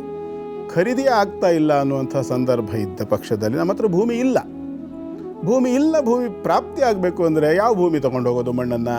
ಈಗ ಅಲ್ಲಿ ಮಣ್ಣು ತಗೊಂಡು ಹೋಗ್ಬೇಕು ಅಂತ ಲೆಕ್ಕ ಇರೋದು, ಉಲ್ಲೇಖ ಇದೆ. ಆದರೆ ನಮ್ಮ ಹತ್ರ ಭೂಮಿ ಇಲ್ವಲ್ಲ, ಖರೀದಿ ಆಗಬೇಕಲ್ಲ. ಹಾಗಾಗಿ ಯಾವ ಮಣ್ಣನ್ನು ತಗೊಂಡು ಹೋಗೋದು ಅಂತ ಪ್ರಶ್ನೆ. ಆವಾಗ ಯಾವ ಮಣ್ಣನ್ನು ತಗೊಂಡು ಹೋಗೋದು ಬೇಡ, ನಮಗೆ ನಿವೇಶನ ಖರೀದಿ ಮಾಡಬೇಕು. ಸಂಕಟ ಇಲ್ಲದೆ ಇರುವಂಥ ಭೂಮಿ ಸಿಗಬೇಕು, ತಕರಾರು ಇಲ್ಲದೆ ಇರತಕ್ಕಂಥದ್ದು ಭೂಮಿ ಸಿಗಬೇಕು. ಯಾಕೆಂದರೆ ಎಷ್ಟೋ ಲೇಔಟ್ಗಳಲ್ಲಿ ನಾವು ಕೇಳಿದ್ದೀವಿ, ನಾವೇ ನೋಡಿಲ್ಲ. ಎಷ್ಟೋ ಲೇಔಟ್ಗಳಲ್ಲಿ ಒಂದೇ ಸೈಟಿಂದ 10 ಪತ್ರ ಮಾಡಿ 10 ಜನರಿಗೆ ಮಾರಾಟ ಮಾಡಿಬಿಟ್ಟಿರ್ತಾರೆ ಅಂತೆಲ್ಲ ಕೇಳಿದ್ದೇವೆ. 10 ಜನ ಆಮೇಲೆ ಹೊಡೆದಾಡ್ಕೊಳ್ಳಿ. ಮಹಾನಗರಗಳಲ್ಲಿ ಸಾಮಾನ್ಯವಾಗಿರ್ತಕ್ಕಂಥ ವಿಚಾರ ಇದು. ಮೊದಲು ಯಾರು ತಗೊಂಡು ಅವ್ನು ಕಟ್ಕೊಂಡು ಮನೇಲಿ ಸೇರ್ಕೊಂಡ್ಬಿಟ್ಟ ಅಂದ್ರೆ ಬದುಕದ, ಆಮೇಲೆ ತಗೊಂಡು 9 ಜನರು ಕೊಟ್ಟವ್ನು ಕೋಡಂಗಿ ಇಸ್ಕೊಂಡವ್ನು ಈರ್ಬತ್ರ ಆಳಿ ಅಲ್ವಾ? ಈ ಸಮಸ್ಯೆಗಳು ಬರಬಾರ್ದು ಅಂತಂದರೆ ಏನು ಮಾಡಬೇಕು? 5 ತೆಂಗಿನಕಾಯಿಗಳನ್ನು ತೊಗೋಬೇಕು. ಸಿಪ್ಪೆ ಸಹಿತವಾಗಿ ತಗೊಂಡಿದ್ರೆ ಹೆಚ್ಚು ಸೂಕ್ತ. ನೀವು ಅನುಕೂಲಕ್ಕೆ ತಕ್ಕಂತೆ ನೀವು ಮಾಡಿ. ಸಿಪ್ಪೆ ಸಹಿತವಾದ ಸಿಕ್ಕಲಿಲ್ಲ ಅಂತಂದರೆ ಸಿಪ್ಪೆ ಸುಲಿದಿದ್ದಾದರೂ ಬರುತ್ತೆ. ಸೀಳು ಇಲ್ಲದೆ ಇರತಕ್ಕಂಥದ್ದು ಅದಕ್ಕೆ ಫಲ ಲಕ್ಷಣವನ್ನು ಹೇಳ್ತದೆ. ತೆಂಗಿನಕಾಯಿಗೆ ಒಂದು ಲಕ್ಷಣ ಇದೆ, ಪೂರ್ಣ ಫಲ. ಅದಕ್ಕೊಂದು ಲಕ್ಷಣ, ನಾತಿ ಸ್ಥೂಲಂ ನಾತಿ ಕೃಶಂ ಸುಪಕ್ವಂ ಸಲಿಲಾನ್ವಿತಂ ಅಂತ. ಈ 4 ಲಕ್ಷಣ ಹೇಳುತ್ತೆ. ನಾತಿ ಸ್ಥೂಲಂ, ಇಷ್ಟು ದೊಡ್ಡ ತೆಂಗಿನಕಾಯಿ ತೊಗೊಂಡೋಗೋದು, ಆ ಥರ ತೊಗೊಂಡು ಹೋಗಬಾರ್ದು. ನಾತಿ ಕೃಶಂ, ಇಷ್ಟೇ ದೊಡ್ಡ ತೊಗೊಂಡೋಗೋದು. ಅದು ಒಳ್ಳೆ ಹೇಗಿರ್ತದೆ, ಒಳ್ಳೆ ನಿಂಬೆಹಣ್ಣಿಗಿಂತ ಸ್ವಲ್ಪ ದೊಡ್ಡದಿರ್ತದೆ. ಆ ಥರದ್ದನ್ನು ಮಾಡಬಾರ್ದು. ಸುಪಕ್ವಂ, ಚೆನ್ನಾಗಿ ಬಲ್ತಿರಬೇಕು. ನಾತಿ ಕೃಶಂ, ಚಿಕ್ಕದು ಅಲ್ಲ ದೊಡ್ಡದು ಅಲ್ಲ, ಮೀಡಿಯಮ್ ಸೈಜು, ಚೆನ್ನಾಗಿ ಬಲ್ತಿರೋದು. ನೀರಿರಬೇಕು, ಸೀಳು ಬಿಟ್ಟಿರಬಾರ್ದು, ಹುಳ ಹೊಡೆದೇ ಇರಬಾರ್ದು, ರೋಗಗ್ರಸ್ತವಾಗಿರ್ತಕ್ಕಂಥ ತೆಂಗಿನಕಾಯಿ ಆಗಿರಬಾರ್ದು. ಇದಿಷ್ಟು ಲಕ್ಷಣಗಳಿದ್ದರೆ ಸಾಕು. ಇಷ್ಟು ಲಕ್ಷಣ ಇರತಕ್ಕಂಥ ತೆಂಗಿನಕಾಯಿಯನ್ನು ತೊಗೊಂಡು ಹೋಗಿ ಆ ಕ್ಷೇತ್ರದಲ್ಲಿ ಅದನ್ನು ಕೈಲಿ ಹಿಡ್ಕೊಂಡು ನಿಂತ್ಕೊಂಡು ಪ್ರಾರ್ಥನೆಯನ್ನು ಮಾಡಿಕೊಳ್ಬೇಕು. ಭಗವಂತ, ನಾನು ಹೀಗೆ ಆಸರೆಗೋಸ್ಕರವಾಗಿ ಒಂದು ಮನೆಯನ್ನು ಹೊಂದಬೇಕು ಅಂತ ಅಪೇಕ್ಷೆ ಪಡ್ತಾ ಇದ್ದೇನೆ.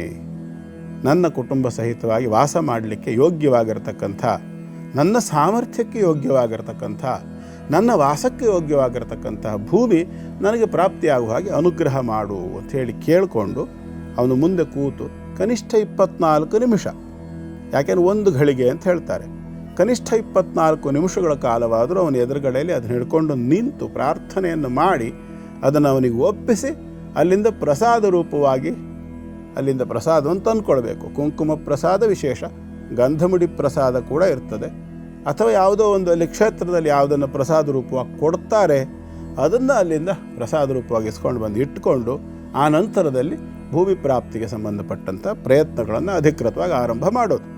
ಇದು ಭೂಮಿಗಿರ್ತಕ್ಕಂಥ ಪ್ರಾಪ್ತಿಯ ಸಂಬಂಧಪಟ್ಟಿರ್ತಕ್ಕಂಥ ಒಂದು ಕ್ರಮ. ಎರಡನೆಯದು ಯಾವುದು ಅಂತಂದರೆ, ಆ ಭೂಮಿಯಲ್ಲಿ ವಿವಾದ ಇದೆ, ಅಥವಾ ಆ ಭೂಮಿಯಲ್ಲಿ ಏನೋ ತೊಂದರೆ ಇದೆ, ಅಥವಾ ಮನೆ ಕಟ್ಟೋಕ್ಕಾಗ್ತಿಲ್ಲ, ಹೀಗೆ ಹಾಗೆ ಅಂತಕ್ಕಂಥ ಸಂದರ್ಭದಲ್ಲಿ ಏನು ಮಾಡಬೇಕಂದ್ರೆ, ಅದಕ್ಕೆ ಬಹಳ ಮುಖ್ಯವಾಗಿ ಆ ಭೂಮಿಯ 4 ಭಾಗದ ಮಣ್ಣನ್ನು ತಗೊಳ್ಬೇಕು. ಈಶಾನ್ಯ, ಆಗ್ನೇಯ, ನೈಋತ್ಯ ಮತ್ತು ವಾಯವ್ಯ.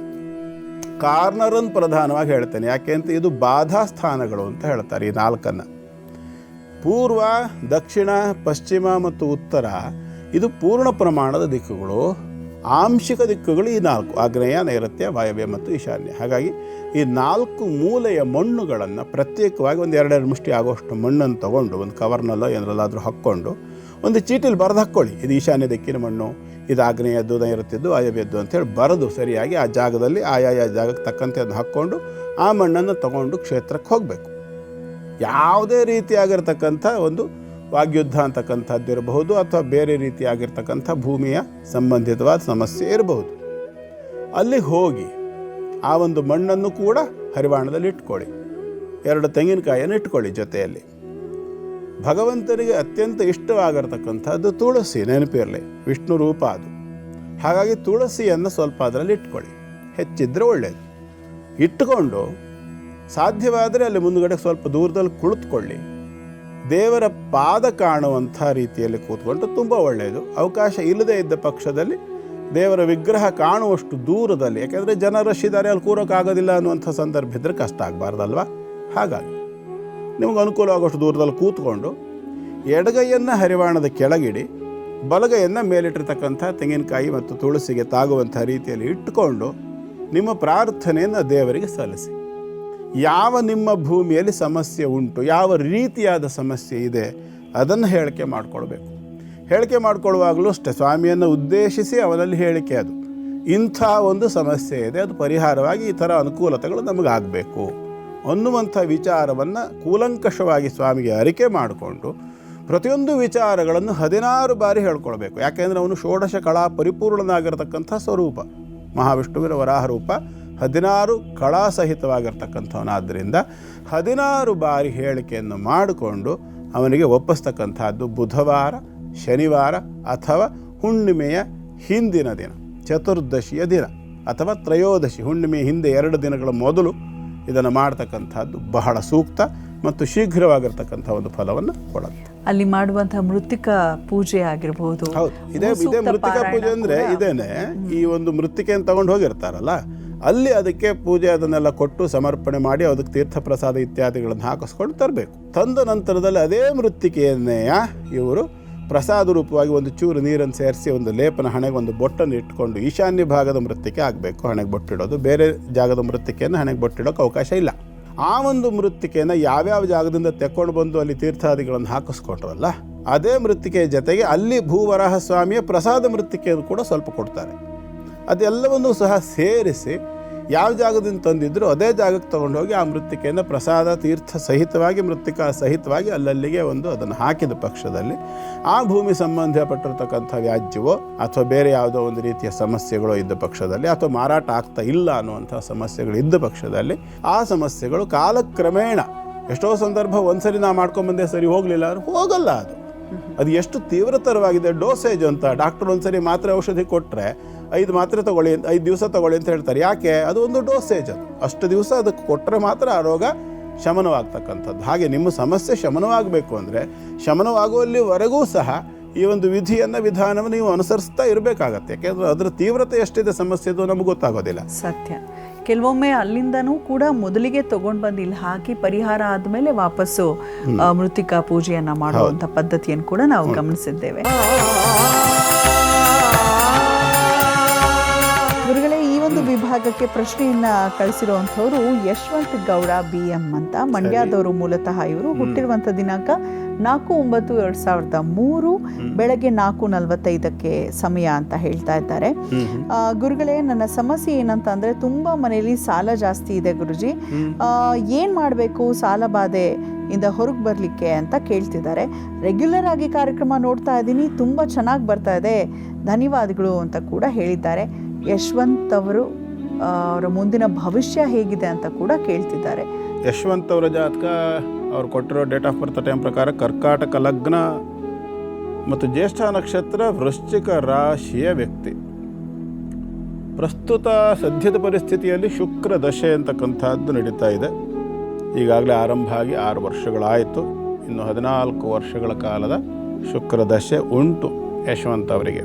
ಯಶವಂತ್ ಅವರೇ, ನಿಮ್ಮ ಜಾತಕದ ಪ್ರಕಾರ ನಿಮ್ಮ ಜಾತಕದಲ್ಲಿ ಲಗ್ನಾತ್ ಅಷ್ಟಮ ಭಾವದಲ್ಲಿ ಮಂಗಳ ಇರತಕ್ಕಂಥದ್ದು, 12ನೇ ಮನೆಯಲ್ಲಿ ಶನಿ ಇರತಕ್ಕಂಥದ್ದು, ಮತ್ತು ಯಾವ ಒಂದು ಗ್ರಹ ಕರ್ಕಾಟಕ ಲಗ್ನಕ್ಕೆ ಯಾವ ಗ್ರಹ ಸುಖ ಮತ್ತು ಲಾಭವನ್ನು ಕೊಡ್ತಕ್ಕಂಥ ಗ್ರಹ ಉಂಟೋ ಆ ಶುಕ್ರನಿಗೆ 2 ಶತ್ರುಗಳ ಬಾಧೆ ಉಂಟು. ಶಿವ ಮತ್ತು ಗುರು ಅಂದರೆ ಸೂರ್ಯ ಮತ್ತು ಬೃಹಸ್ಪತಿ 2 ಗ್ರಹಗಳ ಬಾಧೆ ಶುಕ್ರನಿಗುಂಟು. ಜೊತೆಯಲ್ಲಿ ವ್ಯಯದಲ್ಲಿ ಶನಿ ಮತ್ತು ಅಷ್ಟಮದಲ್ಲಿ ಮಂಗಳ. ಸ್ವಯಂಕೃತ ಅಪರಾಧದಿಂದ ಬಂದಿರತಕ್ಕಂಥ ಸಮಸ್ಯೆ ಇದು ಬೇರೆ ಯಾವುದೇ ಸ್ಥಿತಿ ಅಲ್ಲ. ಕುಟುಂಬದಲ್ಲಿ ಸಾಲ ಬಾಧೆ ಇದೆ. ಈಗ ನಿಮಗಿನ್ನೂ ಜಸ್ಟ್ 22 ವರ್ಷ ವಯಸ್ಸು. ಹಾಗಾಗಿ ಯಾವುದೋ ಒಂದು ಪರಿಸ್ಥಿತಿಯ ಒತ್ತಡಕ್ಕೆ ಸಂಬಂಧಪಟ್ಟು ನಿಮ್ಮ ಹಿರಿಕರು ಮಾಡಿಕೊಂಡಿರ್ತಕ್ಕಂಥ ಕೆಲವು ಮಿಸ್ಟೇಕ್ಸ್ ಅಂತ ಹೇಳೋಕ್ಕೆ ಇಷ್ಟಪಡ್ತೇನೆ. ಹಾಗಾಗಿ ನಿಮ್ಮ ಜಾತಕದಲ್ಲಿರ್ತಕ್ಕಂಥದ್ದು ಅದನ್ನೇ ಸೂಚಿಸುತ್ತೆ. ಕಾರಣ ವ್ಯಯಭಾವದಲ್ಲಿ ಶನಿ, ಅಷ್ಟಮದಲ್ಲಿ ಮಂಗಳ. ದ್ವಾದಶಾಷ್ಟಮ ಜನ್ಮಸ್ಥಂ ಶನಿ ರಂಗಾರಕೋ ಗುರು ಕುರುವಂತಿ ಪ್ರಾಣ ಸಂದೇಹ ಮಾನ ಹಾನಿ ಧನ ಕ್ಷಯ ಇದನ್ನು ಸೂಚಿಸುತ್ತೆ ಅಂತ ಹೇಳ್ತಾರೆ. ಗುರು ಚೆನ್ನಾಗಿರೋದ್ರಿಂದ ಜೀವಕ್ಕೆ ಅಪಾಯ ಅಂತಕ್ಕಂಥದ್ದು ಆಗೋದಿಲ್ಲ. ಗುರು ತುಂಬ ಚೆನ್ನಾಗಿದ್ದಾನೆ. ಹಾಗಾಗಿ ಆದರೆ ಮಾನಹಾನಿ ಮತ್ತು ಧನಕ್ಷಯ ಅತ್ಯಂತ ಸ್ಪಷ್ಟವಾಗಿರ್ತಕ್ಕಂಥ ಯೋಗ ಇದು. ಹಾಗಾಗಿ ಯಾವುದಾದರೂ ಒಂದು ಗುರುಕ್ಷೇತ್ರಕ್ಕೆ ಹೋಗಿ ಮೊದಲು ಒಂದು ಗುರುವಿನ ಅನುಗ್ರಹವನ್ನು ಪಡ್ಕೊಂಡು ಬನ್ನಿ. ಫಸ್ಟ್ ಕುಟುಂಬದವರು ಎಲ್ಲರೂ ಹೋದರೂ ತುಂಬ ಒಳ್ಳೆಯದು. ಹೋಗಿ ವಿಷಯವನ್ನು ತಿಳಿಸಿ ಅಲ್ಲಿ ಗುರುವಿನ ಅನುಗ್ರಹವನ್ನು ಮೊದಲು ಪಡ್ಕೊಳ್ಳಿ. ಆ ನಂತರದಲ್ಲಿ ಮನೆಗೆ ಬಂದ ನಂತರ ನಿಮ್ಮ ಮನೆ ದೇವರು ಶಿವ ಅನ್ನೋದು ನನ್ನ ಅಭಿಪ್ರಾಯ. ಯಾಕೆಂದರೆ ಜಾತಕದಲ್ಲಿ ಅದರ ಲಕ್ಷಣ ಉಂಟು, ಚಂದ್ರಕೇತು ಯೋಗ ಕೂಡ ಇದೆ. ಹಾಗಾಗಿ ನಿಮ್ಮ ಮನೆ ದೇವರು ಶಿವನ ಸಂಬಂಧಿತವಾದ ಯಾವುದೋ ದೇವತಾ ಶಕ್ತಿ ಆಗಿರುತ್ತೆ. ಆ ಒಂದು ದೇವತಾ ಶಕ್ತಿಯ ಆ ಒಂದು ದೇವತಾ ಚೈತನ್ಯವನ್ನು ಹೀರಿಕೊಳ್ಳೋದಕ್ಕೆ ಬೇಕಾಗಿರ್ತಕ್ಕಂಥದ್ದು ನಾನು ಯಾವಾಗಲೂ ಹೇಳ್ತೀನಿ, ದೇವತೆಗಳು ಅಗ್ನಿ ಶರೀರಿಗಳು, ಅಗ್ನಿಮುಖಾವೈ ದೇವಾಹ. ಹಾಗಾಗಿ ಅಗ್ನಿಯ ಮುಖಾಂತರವಾಗಿ ನಿಮ್ಮ ಮನೆಯ ದೇವರನ್ನು ಆರಾಧನೆ ಮಾಡಿಕೊಳ್ಳುವಂಥ ಒಂದು ಕ್ರಮ ಇದೆ. ಅದನ್ನು ಭೇಟಿ ಮಾಡಿದ್ರೆ ಹೇಳ್ಕೊಡ್ತೇನೆ. ಆ ಕ್ರಮದಲ್ಲಿ ಮನೆಯ ದೇವರನ್ನು ಅಗ್ನಿಮುಖದಲ್ಲಿ ಆರಾಧನೆ ಮಾಡಿಕೊಳ್ಳಿ, ಅಥವಾ ಪುರೋಹಿತರ ಮೂಲಕ ಮಾಡಿಸಿದ್ರು ಬರ್ತದೆ. ನಿಮ್ಮ ಅನುಕೂಲ ತಕ್ಕಂತೆ ಮಾಡಿಕೊಳ್ಳಿ. ಆರಾಧನೆ ಮಾಡಿ ತಕ್ಕ ಮಟ್ಟಿಗೆ ಚೇತರಿಕೆ ಅಂತಕ್ಕಂಥದ್ದು ಕ್ರಮೇಣ ಕಾಣಿಸ್ಕೊಳ್ತದೆ. ಇನ್ನೂ 10-14 ವರ್ಷಕ್ಕೂ ಹೆಚ್ಚು ಕಾಲ ನಿಮಗೆ ಶುಕ್ರದಶೆ ಉಂಟು, ಚೇತರಿಸ್ಕೊಳ್ಳಿಕ್ಕೆ ಅವಕಾಶ ಇದೆ. ಶಿವ ಮತ್ತು ಗುರುವಿನ ಅನುಗ್ರಹ ಆದ ನಂತರದಲ್ಲಿ ನಿಮ್ಮ ಅಭಿವೃದ್ಧಿ ಆಗ್ತದೆ. ಒಳ್ಳೆಯದಾಗಲಿ. ಯಶವಂತ್ ಅವರೇ, ಧನ್ಯವಾದಗಳು ನಮ್ಮ ಕಾರ್ಯಕ್ರಮಕ್ಕೆ ಮೆಸೇಜ್ ಕಳಿಸಿದ್ದಕ್ಕಾಗಿ. ವೀಕ್ಷಕರೇ, ನಿಮಗೂ ಕೂಡ ಪ್ರಶ್ನೆ ಇದೆಯಾ? ಗುರುಗಳ ಹತ್ರ ಕೇಳಬೇಕಾ? ತಡ ಯಾಕೆ? ಕೆಳಗಡೆ ಕಾಣಿಸ್ತಿರುವಂಥ ವಾಟ್ಸಪ್ ನಂಬರ್ಗೆ ಈ ಕೂಡಲೇ ನಿಮ್ಮ ಪ್ರಶ್ನೆಯನ್ನು ಕಳಿಸ್ಕೊಡಿ, ಅಥವಾ ಇಮೇಲ್ ಮೂಲಕ, ಅಥವಾ ವಿಳಾಸವನ್ನು ಕೂಡ ಕೊಟ್ಟಿದ್ದೀವಿ, ಅದಕ್ಕೆ ಪತ್ರವನ್ನು ಬರೆದು ಕಳಿಸಿ. ಜೊತೆಗೆ ನೀವು ಯಾವಾಗ ಬೇಕಾದರೂ ನಮ್ಮ ಕಾರ್ಯಕ್ರಮ ಅಂತಾನೆ ಅಲ್ಲ, ನಮ್ಮ NKR ವಾಹಿನಿಯ ಎಲ್ಲ ಕಾರ್ಯಕ್ರಮಗಳನ್ನು ನೋಡಬಹುದು NKR TV ಕನ್ನಡ ಯೂಟ್ಯೂಬ್ ಚಾನೆಲ್ನಲ್ಲಿ ಅಂತ. ಗುರುಗಳೇ, DK ಹಳ್ಳಿ, ಬಂಗಾರಪೇಟೆ, ಕೋಲಾರದಿಂದ ಅನಿಲ್ ಕುಮಾರ್ ಅವರು ಪ್ರಶ್ನೆಯನ್ನ ಕಳಿಸಿದ್ದಾರೆ. 18/3/2001 7:30 ಬೆಳಗ್ಗೆ ಹುಟ್ಟಿರುವಂಥದ್ದು. ಇವರ ಪ್ರಶ್ನೆ ಬಹಳ ಸೀದಾ ಸಾದಾ ಸಿಂಪಲ್. ಎಲ್ಲರೂ ಇದೇ ಪ್ರಶ್ನೆಯನ್ನೇ ಹೆಚ್ಚು ಕೇಳೋದು. ಭವಿಷ್ಯ ಹೇಗಿದೆ? ಒಂದೇ ಕಡೆ ಬಹಳ ವರ್ಷಗಳಿಂದ ಕೆಲಸ ಮಾಡ್ತಾ ಇದ್ದೀನಿ, ಬೇರೆ ಕಡೆ ಹೋದ್ರೆ ಇಂಪ್ರೂವ್ ಆಗತ್ತಾ? ಇಲ್ಲಂತೂ ಏನೂ ಏಳಿಗೆ ಕಾಣ್ತಾ ಇಲ್ಲ. ಬೇರೆ ಕಡೆ ನಾನು ಕೆಲಸವನ್ನ ಚೇಂಜ್ ಮಾಡಿದ್ರೆ ಏನಾದರೂ ಬದಲಾವಣೆ ಸಿಗಬಹುದಾ ನನ್ನ ಲೈಫಲ್ಲಿ ಅಂತ ಕೇಳ್ತಿದ್ದಾರೆ. ಅನಿಲ್ ಕುಮಾರ್, ಮೀನಲಗ್ನ, ಧನುರಾಶಿ, ಪೂರ್ವಾಷಾಢ ನಕ್ಷತ್ರದವರು. ಜನ್ಮ ರಾಶಿಯಲ್ಲಿರ್ತಕ್ಕಂಥವನು ಕೇತು ಮತ್ತು ರಾಶ್ಯಾಧಿಪತಿಯಾಗಿರ್ತಕ್ಕಂತಹ ಗುರುವಿಗೆ ಶನಿಯ ಬಾಧೆ ಇರತಕ್ಕಂಥದ್ದು. ಗುರು ಮತ್ತು ಶನಿ ಒಟ್ಟಾಗಿ ಮೀನ ಲಗ್ನಕ್ಕೆ ತೃತೀಯ ರಾಶಿಯಲ್ಲಿ ಇರತಕ್ಕಂಥ ಒಂದು ಸ್ಥಿತಿ. ಇದನ್ನು ಗುರುವಿನ ಚಾಂಡಾಲ ಸ್ಥಿತಿ ಅಂತ ಕೂಡ ಜ್ಯೋತಿಷ್ಶಾಸ್ತ್ರ ಹೇಳುತ್ತೆ. ಹಾಗಾಗಿ ಅದು ತೃತೀಯ ಭಾವದಲ್ಲಿರ್ತಕ್ಕಂಥದ್ದು. ಕರ್ಮಾಧಿಪತಿಯಾಗಿ ಕರ್ಮಕಾರಕನೊಂದಿಗೆ ತೃತೀಯದಲ್ಲಿರೋದು ಅಂತಂದರೆ ನೀವು ಎಲ್ಲಿ ಹೋದರೂ ನಿಮಗೆ ಆ ಉದ್ಯೋಗ ಅಂತಕ್ಕಂಥದ್ದು ಮಾನಸಿಕವಾಗಿ ಪೂರ್ಣ ಸಮಾಧಾನ ಕೊಡುತ್ತೆ ಹೇಳೋಕ್ಕಾಗಲ್ಲ. ಕಾರಣ ಪೂರ್ವಾಷಾಢ ನಕ್ಷತ್ರ ಶುಕ್ರನ ಒಂದು ನಕ್ಷತ್ರದಲ್ಲಿ ಜನನ ಆಗಿದೆ. ಶುಕ್ರನ ರಾಶಿಯಲ್ಲಿಯೇ ಗುರು ಶನಿ ಇರ್ತಕ್ಕಂಥದ್ದು ಮತ್ತು ರಾಶಿಯಲ್ಲಿ ಇರ್ತಕ್ಕಂತಹ ಕೇತು ಚತುರ್ಥದ ರಾಹು. ಒಟ್ಟಾರೆ ಮೇಲೆ ಒಂದು ಥರದ ಅಸಮಾಧಾನ. ನೀವು ಯಾವ ವೃತ್ತಿಗೆ ಹೋದರೂ, ಯಾವ ಕ್ಷೇತ್ರಕ್ಕೆ ಹೋದರೂ, ಯಾವ ಕಂಪನಿಗೆ ಹೋದ್ರೂ ತಾತ್ಕಾಲಿಕವಾದ ಸಮಾಧಾನ ಖುಷಿ ಇರಬಹುದೇ ಹೊರತು ಶಾಶ್ವತವಾಗಿರ್ತಕ್ಕಂಥದ್ದು ಸಿಗೋದಿಲ್ಲ. ಯಾಕೆ ಇದನ್ನು ಖಂಡಿತವಾಗಿ ಹೇಳ್ತಿದ್ದೇನೆ ಅಂತಂದರೆ ಜನ್ಮಸ್ಥಿತಿ ಇರ್ತಕ್ಕಂಥದ್ದು ಆಗಿದೆ. ಚರರಾಶಿಯ ಲಗ್ನ, ಚರರಾಶಿಯಲ್ಲಿ ಇರ್ತಕ್ಕಂಥ ಚಂದ್ರ ಕೇತುವಿನ ಜೊತೆ. ಕೇತು ಅಂದರೆ ಧ್ವಜ. ಧ್ವಜ ಅಂದರೆ ಫ್ಲಾಗ್ ಏನು ಮಾಡ್ತದೆ ಹೇಳಿ? ಗಾಳಿಗೆ ಹಾರ್ತಾನೆ ಇರ್ತದೆ ಯಾವಾಗಲೂ. ಸ್ಥೈರ್ಯ ಇದೆಯಾ, ಸ್ಥಿರವಾಗಿದೆಯಾ? ಅದು ಇಲ್ಲ. ಹಾಗೆ ನಿಮ್ಮ ಮನಸ್ಸು ಕೂಡ ಯಾವಾಗಲೂ ಹಾರ್ತಾನೆ ಇರ್ತದೆ. ಕಾರಣ ಅಲ್ಲಿಂದ 7ನೇ ರಾಶಿಯಲ್ಲಿ ರಾಹು, 6ನೇ ರಾಶಿಯಲ್ಲಿ ಗುರು ಶನಿ. ಮನವೆಂಬ ಮರ್ಕಟ ಅಂತ, ಮನಸ್ಸು ಅಂತಕ್ಕಂಥ ಮರ್ಕಟ ಅಂತ. ಹಾಗಾದ್ರೆ ನಾನು ಬದಲಾವಣೆ ಮಾಡೋಕ್ಕೆ ಅವಕಾಶವೇ ಇಲ್ವಾ ಗುರುಗಳೇ? ನಂಗೆ ಅಭಿವೃದ್ಧಿನೇ ಇಲ್ವಾ ಅಂತ ಕೇಳಿದರೆ ಖಂಡಿತವಾಗಲೂ ಅಭಿವೃದ್ಧಿ ಇದೆ. ಚಿಂತನೆ ಮಾಡುವಂಥ ಅನಿವಾರ್ಯತೆ ಇಲ್ಲ. ಕಾರಣ ಏನು ಅಂದರೆ ನಿಮಗೆ ಈಗ ಸದ್ಯದಲ್ಲಿರ್ತಕ್ಕಂಥದ್ದು ಚಂದ್ರದಶೆ. ಈ ಚಂದ್ರದಶೆ ಆರಂಭವಾಗಿ 4 ವರ್ಷ ಆಯ್ತು ಈಗ. ಸೊ ಈ 4 ವರ್ಷಗಳಲ್ಲೇ ನಿಮ್ಮ ಉದ್ಯೋಗ ಅನ್ನೋದು ನಿಮಗೆ ಪ್ರಾಪ್ತಿಯಾಗಿದ್ದು ಮತ್ತು ಆ ಉದ್ಯೋಗದಲ್ಲಿ ಯಾವ ಸಮಾಧಾನವೂ ಇಲ್ಲದೆ ಇರೋದು, ಇವೆಲ್ಲವೂ ಕೂಡ ಈಗ 4 ವರ್ಷದ ಈಚಿನ ಫಲವೇನೆ. ಅದಕ್ಕಿಂತ ಹಿಂದೆ ವಿದ್ಯಾಭ್ಯಾಸ, ಅದರಲ್ಲೂ ಏರಿಳಿತಗಳೆಲ್ಲ ಆಗಿದೆ. ಯಾಕೆಂದರೆ ಅದು ಹಿಂದಿದ್ದಿದ್ದು ರವಿಯ ದಶೆ, ಅದಕ್ಕಿಂತ ಹಿಂದಿದ್ದಿದ್ದು ಶುಕ್ರ ದಶೆ. ಹಾಗಾಗಿ ಪೂರ ಒಟ್ಟಾರೆ ಸಂದರ್ಭದಲ್ಲೂ ಕೂಡ ಒಂದು ಥರ ಪೂರ್ಣ ಸಮಾಧಾನ ಅನ್ನೋದು ನಿಮಗೆ ಇರಲಿಲ್ಲ. ಆದರೆ ನೀವು ಯಾವಾಗ ಮಂಗಳನ ದಶೆ ನಿಮಗೆ ಆರಂಭವಾಗ್ತದೆ, ಇನ್ನೊಂದು 4-5 ವರ್ಷ ಅಂತೂ ಇದೆ.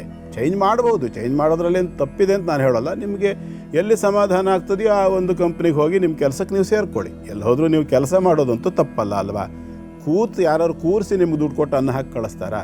ಏನಿಲ್ಲ. ನೀವೆಲ್ಲಿ ಹೋದರೂ ಕೆಲಸ ಮಾಡಲೇಬೇಕು, ಮೈ ಬಗ್ಗಿಸಿ ದುಡಿಲೇಬೇಕು. ದುಡಿಬೇಕು ತಕ್ಕಷ್ಟು ಫಲ ಕೆಲವು ಕಡೆ ಸಿಗುತ್ತೆ, ಕೆಲವು ಕಡೆ ಸಿಗದೆ ಹೋಗ್ಬೋದು. ಅದು ನಮ್ಮ ಪ್ರಾರಬ್ಧ ಅಷ್ಟೇ. ಪ್ರಯತ್ನ ನಾವು ಮಾಡಲೇಬೇಕು. ಹಾಗೇ ಈ ಚಂದ್ರದಶೆ ಕಳೆಯೋಲ್ಲಿವರೆಗೂ ಪೂರ್ಣವಾಗಿರತಕ್ಕಂಥ ಒಂದು ಸಮಾಧಾನ ನಿಮಗೆ ವೃತ್ತಿಯಲ್ಲಿ ಸಿಗುತ್ತೆ ಹೇಳೋಕ್ಕಾಗಲ್ಲ. ಕಾರಣ ಚಂದ್ರನ ಸ್ಥಿತಿ ಆಗಿದೆ. ಹಾಗಾಗಿ ಸಾಧ್ಯವಾದಷ್ಟು ಪ್ರತಿ ಸೋಮವಾರ ದಿವಸ ಗಣಪತಿಯನ್ನು ದರ್ಶನ ಮಾಡಿ ಜೊತೆಯಲ್ಲಿ ಎಲ್ಲಾದರೂ ಒಂದು ಗೋವಿಗೆ ಒಂದು ಬಾಳೆಹಣ್ಣನ್ನು ತಿನ್ನಿಸ್ತಕ್ಕಂಥದ್ದು. ಸೋಮವಾರ ದಿನ ಅಂತ ಹೇಳ್ತಾ ಇದ್ದೀನಿ. ಇದೇನು ಸಂಬಂಧ ಇಲ್ದಿದ್ದು ಒಂದೊಂದು ಹೇಳ್ತಿದ್ದಾರಲ್ಲ ಗುರುಗಳು ಅಂತ ಅಂದ್ಕೋಬೇಡಿ. ದಶೆ ನಿಮ್ಮದು ಚಂದ್ರಂದಿರೋದ್ರಿಂದ ಚಂದ್ರನ ಸಂಬಂಧಪಟ್ಟೆ ಹೇಳಿದ್ದೀನಿ. ಉದ್ಯೋಗಕ್ಕೆ ಸಂಬಂಧಪಟ್ಟು ನೀವು ಪಂಚಮಾಧಿಪತಿ ಕೂಡ ಅವನೇ. ಹಾಗಾಗಿ ಹೇಳ್ತಾ ಇದ್ದೀನಿ, ಸೋಮವಾರ ದಿವಸ ಗಣಪತಿಯ ದರ್ಶನ, ಸಾಧ್ಯವಾದರೆ ಗಣಪತಿಗೆ ಒಂದು 21 ಗರಿಕೆ ಸಮರ್ಪಣೆ, ಜೊತೆಗೆ ಗೋವಿಗೆ ಒಂದು ಬಾಳೆಹಣ್ಣು ಅಥವಾ ಬೆಲ್ಲವೋ ಏನೋ ಒಂದನ್ನು ತಿನ್ನಿಸುವಂಥದ್ದು. ಅದರ ಮೈ ದಡವಿ ಮುಟ್ಟಿ ನಮಸ್ಕಾರ ಮಾಡ್ಕೊಂಡು ನಿಮ್ಮ ಕೆಲಸಕ್ಕೆ ನೀವು ಹೋಗಿ ಸೋಮವಾರ ದಿವಸ. ಶುಭವಾಗಿ. ಅನಿಲ್ ಅವರೇ, ಧನ್ಯವಾದಗಳು ಕಾರ್ಯಕ್ರಮಕ್ಕೆ ಮೆಸೇಜನ್ನು ಕಳಿಸಿದ್ದಕ್ಕಾಗಿ. ಗುರುಗಳೇ, ಇವತ್ತು ಕೂಡ ವಿಶೇಷವಾದ ವಿಚಾರಗಳನ್ನೇ ನಮ್ಮ ಜೊತೆ ಹಂಚಿಕೊಂಡಿದ್ದೀರಾ. ಸದಾಕಾಲ ಹೀಗೆ ಮಾಹಿತಿಯನ್ನು ನೀಡ್ತಾ ಇರಿ ನಮ್ಮ ಧರ್ಮಜ್ಯೋತಿ ಕಾರ್ಯಕ್ರಮದಲ್ಲಿ. ವೀಕ್ಷಕರ ಪರವಾಗಿ ಧನ್ಯವಾದಗಳು. ಸರ್ವೇ ಜನ ಸುಖಿನೋ ಭವಂತು, ಸಮಸ್ತ ಸನ್ಮಂಗಲಾನಿ ಭವಂತು. ನೀವು ಹೇಳಿದ ಪ್ರಕಾರ ಭಗವಂತ ನಡೆಸಲಿ ಅಂತ ಹೇಳಿ ಭಗವಂತನನ್ನು ಪ್ರಾರ್ಥನೆ ಮಾಡ್ಕೊಳ್ತೀನಿ. ನಿಮ್ಮೆಲ್ಲರ ಇಷ್ಟಾರ್ಥಗಳನ್ನು ಕೂಡ ಆತ ಈಡೇರಿಸಲಿ. ಹೀಗೆ ಸದಾಕಾಲ ಧರ್ಮಜ್ಯೋತಿ ಕಾರ್ಯಕ್ರಮವನ್ನು ನಡೆಸುವಂಥ ಸಾಮರ್ಥ್ಯವನ್ನು ಭಗವಂತ ನನಗೆ ಕೊಡಲಿ ಅಂತ ಹೇಳಿ ಅವನನ್ನು ಪ್ರಾರ್ಥನೆ ಮಾಡ್ಕೊಳ್ತೀನಿ. ಎಲ್ಲರಿಗೂ ಒಳ್ಳೆಯದಾಗಲಿ. ನಮಸ್ಕಾರ. ವೀಕ್ಷಕರೇ, ಹೊರಡೋ ಸಮಯ ಆಗ್ತದೆ. ಮತ್ತೆ ಸಿಗುವ ಮತ್ತೊಂದು ಧರ್ಮಜ್ಯೋತಿ ಕಾರ್ಯಕ್ರಮದ ಎಪಿಸೋಡ್ನಲ್ಲಿ. ಅಲ್ಲಿವರೆಗೂ ನೋಡ್ತಾ ಇರಿ NKR TV ಕನ್ನಡ. ಹೋಗ್ಬರೋದಾ? ನಮಸ್ಕಾರ.